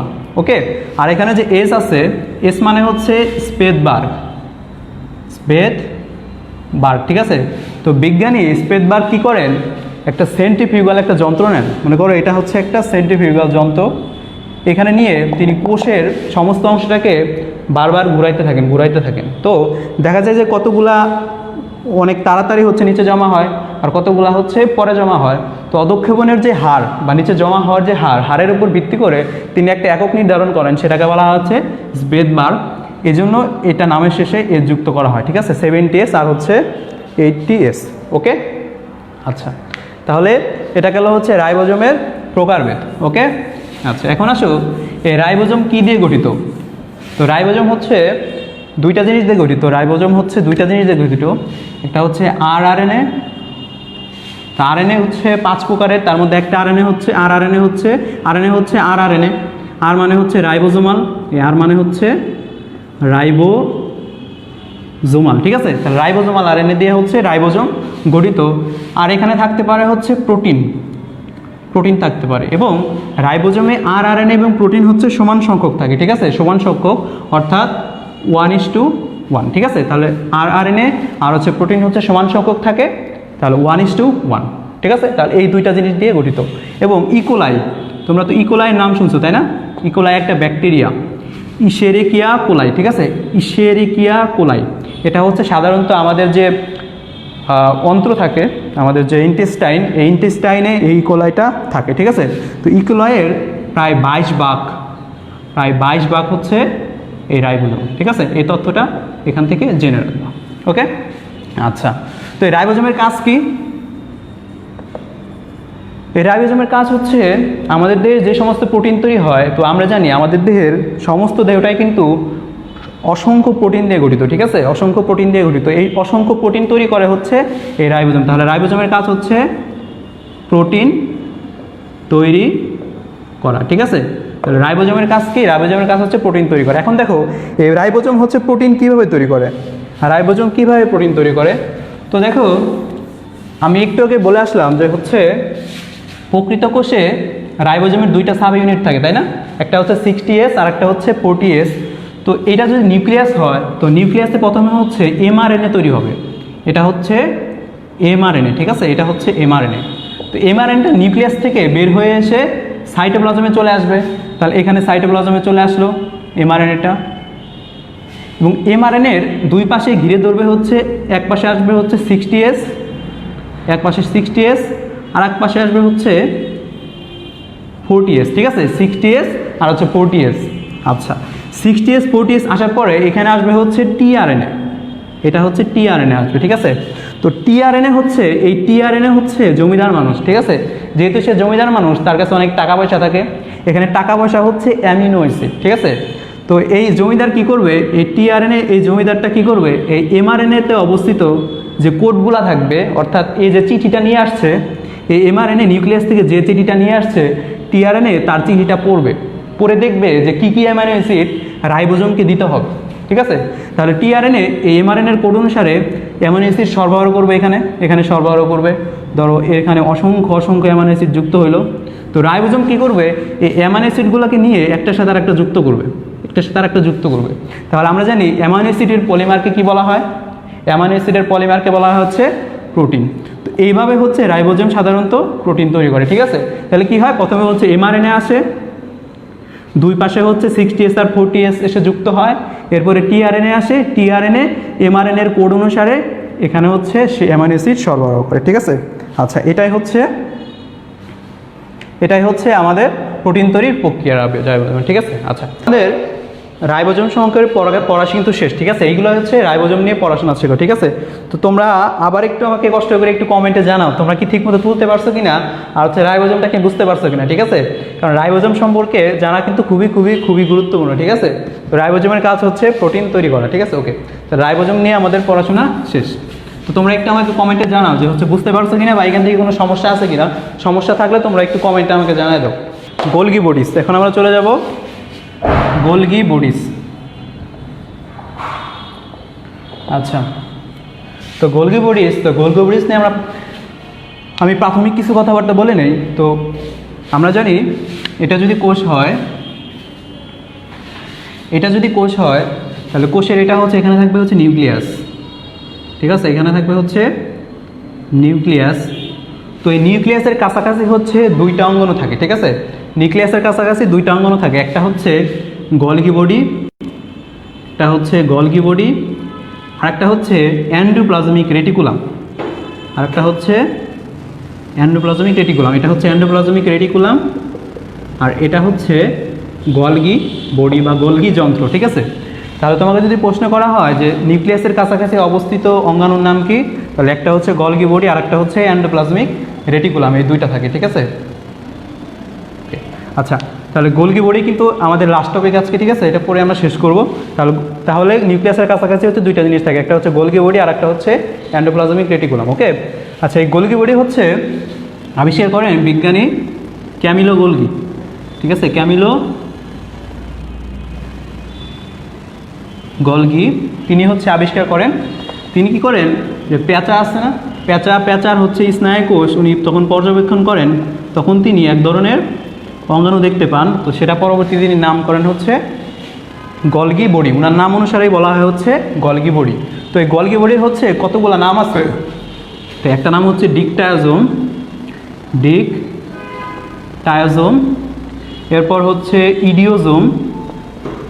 ইডিওজোম, এরপর হচ্ছে লাইপোকন্ড্রিয়া। এই তিনটা নাম হচ্ছে গলগি বডির অপর নাম, ঠিক আছে। এই তিনটা নাম হচ্ছে গলগি বডির অপর নাম, ডিকটায়োজোম, ইডিওজোম এবং লাইপোকন্ড্রিয়া, ঠিক আছে। তাহলে যেহেতু এখানে তিনটা অপশন আছে, তাই না, যেখানে হচ্ছে তিনটা অপশন থাকে সেখান থেকে কোশ্চেন করা কিন্তু খুব সহজ। কারণ এখানে আর একটা যদি আমি অপশন যুক্ত করে দিই তাহলে কিন্তু আমাদের একটা এমসিকিউ হয়ে গেল। তাহলে পরীক্ষার মধ্যে আসবে নিচের কোনটি গলগি বডির নাম নয়, তাহলে এই তিনটা দেওয়া থাকবে, সাথে আর একটা দেওয়া থাকলো, তাহলে হয়ে গেল হচ্ছে গলগি বডির নাম, ঠিক আছে। আচ্ছা, তো আরেকটা টপিক পড়বো গলগি বডি থেকে, আমরা গলগি বডির আরেকটা টপিক পড়ে শেষ। তো গলগি বডি থেকে আরও কিছু কিছু নামে ডাকা হয়, যেমন হচ্ছে গলগি বডিকে বলা হয় হচ্ছে কার্বোহাইড্রেট ফ্যাক্টরি, এটাকে বলা হয় হচ্ছে কোষের প্যাকেজিং কেন্দ্র,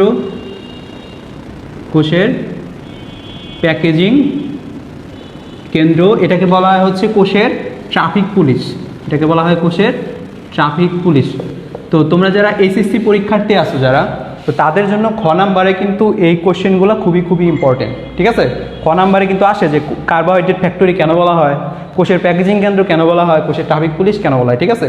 তো আজকে হচ্ছে এই পর্যন্তই থাকবে। তো নেক্সট ক্লাসে আমরা গলগি বডি নিয়ে বিস্তারিত কথা বলবো এবং এই ব্যাখ্যাগুলো বলবো, ঠিক আছে। কেন কার্বোহাইড্রেট ফ্যাক্টরি বলা হয়, কেন প্যাকেজিং কেন্দ্র বলা হয়, কেন ট্রাফিক পুলিশ বলা হয়, ঠিক আছে।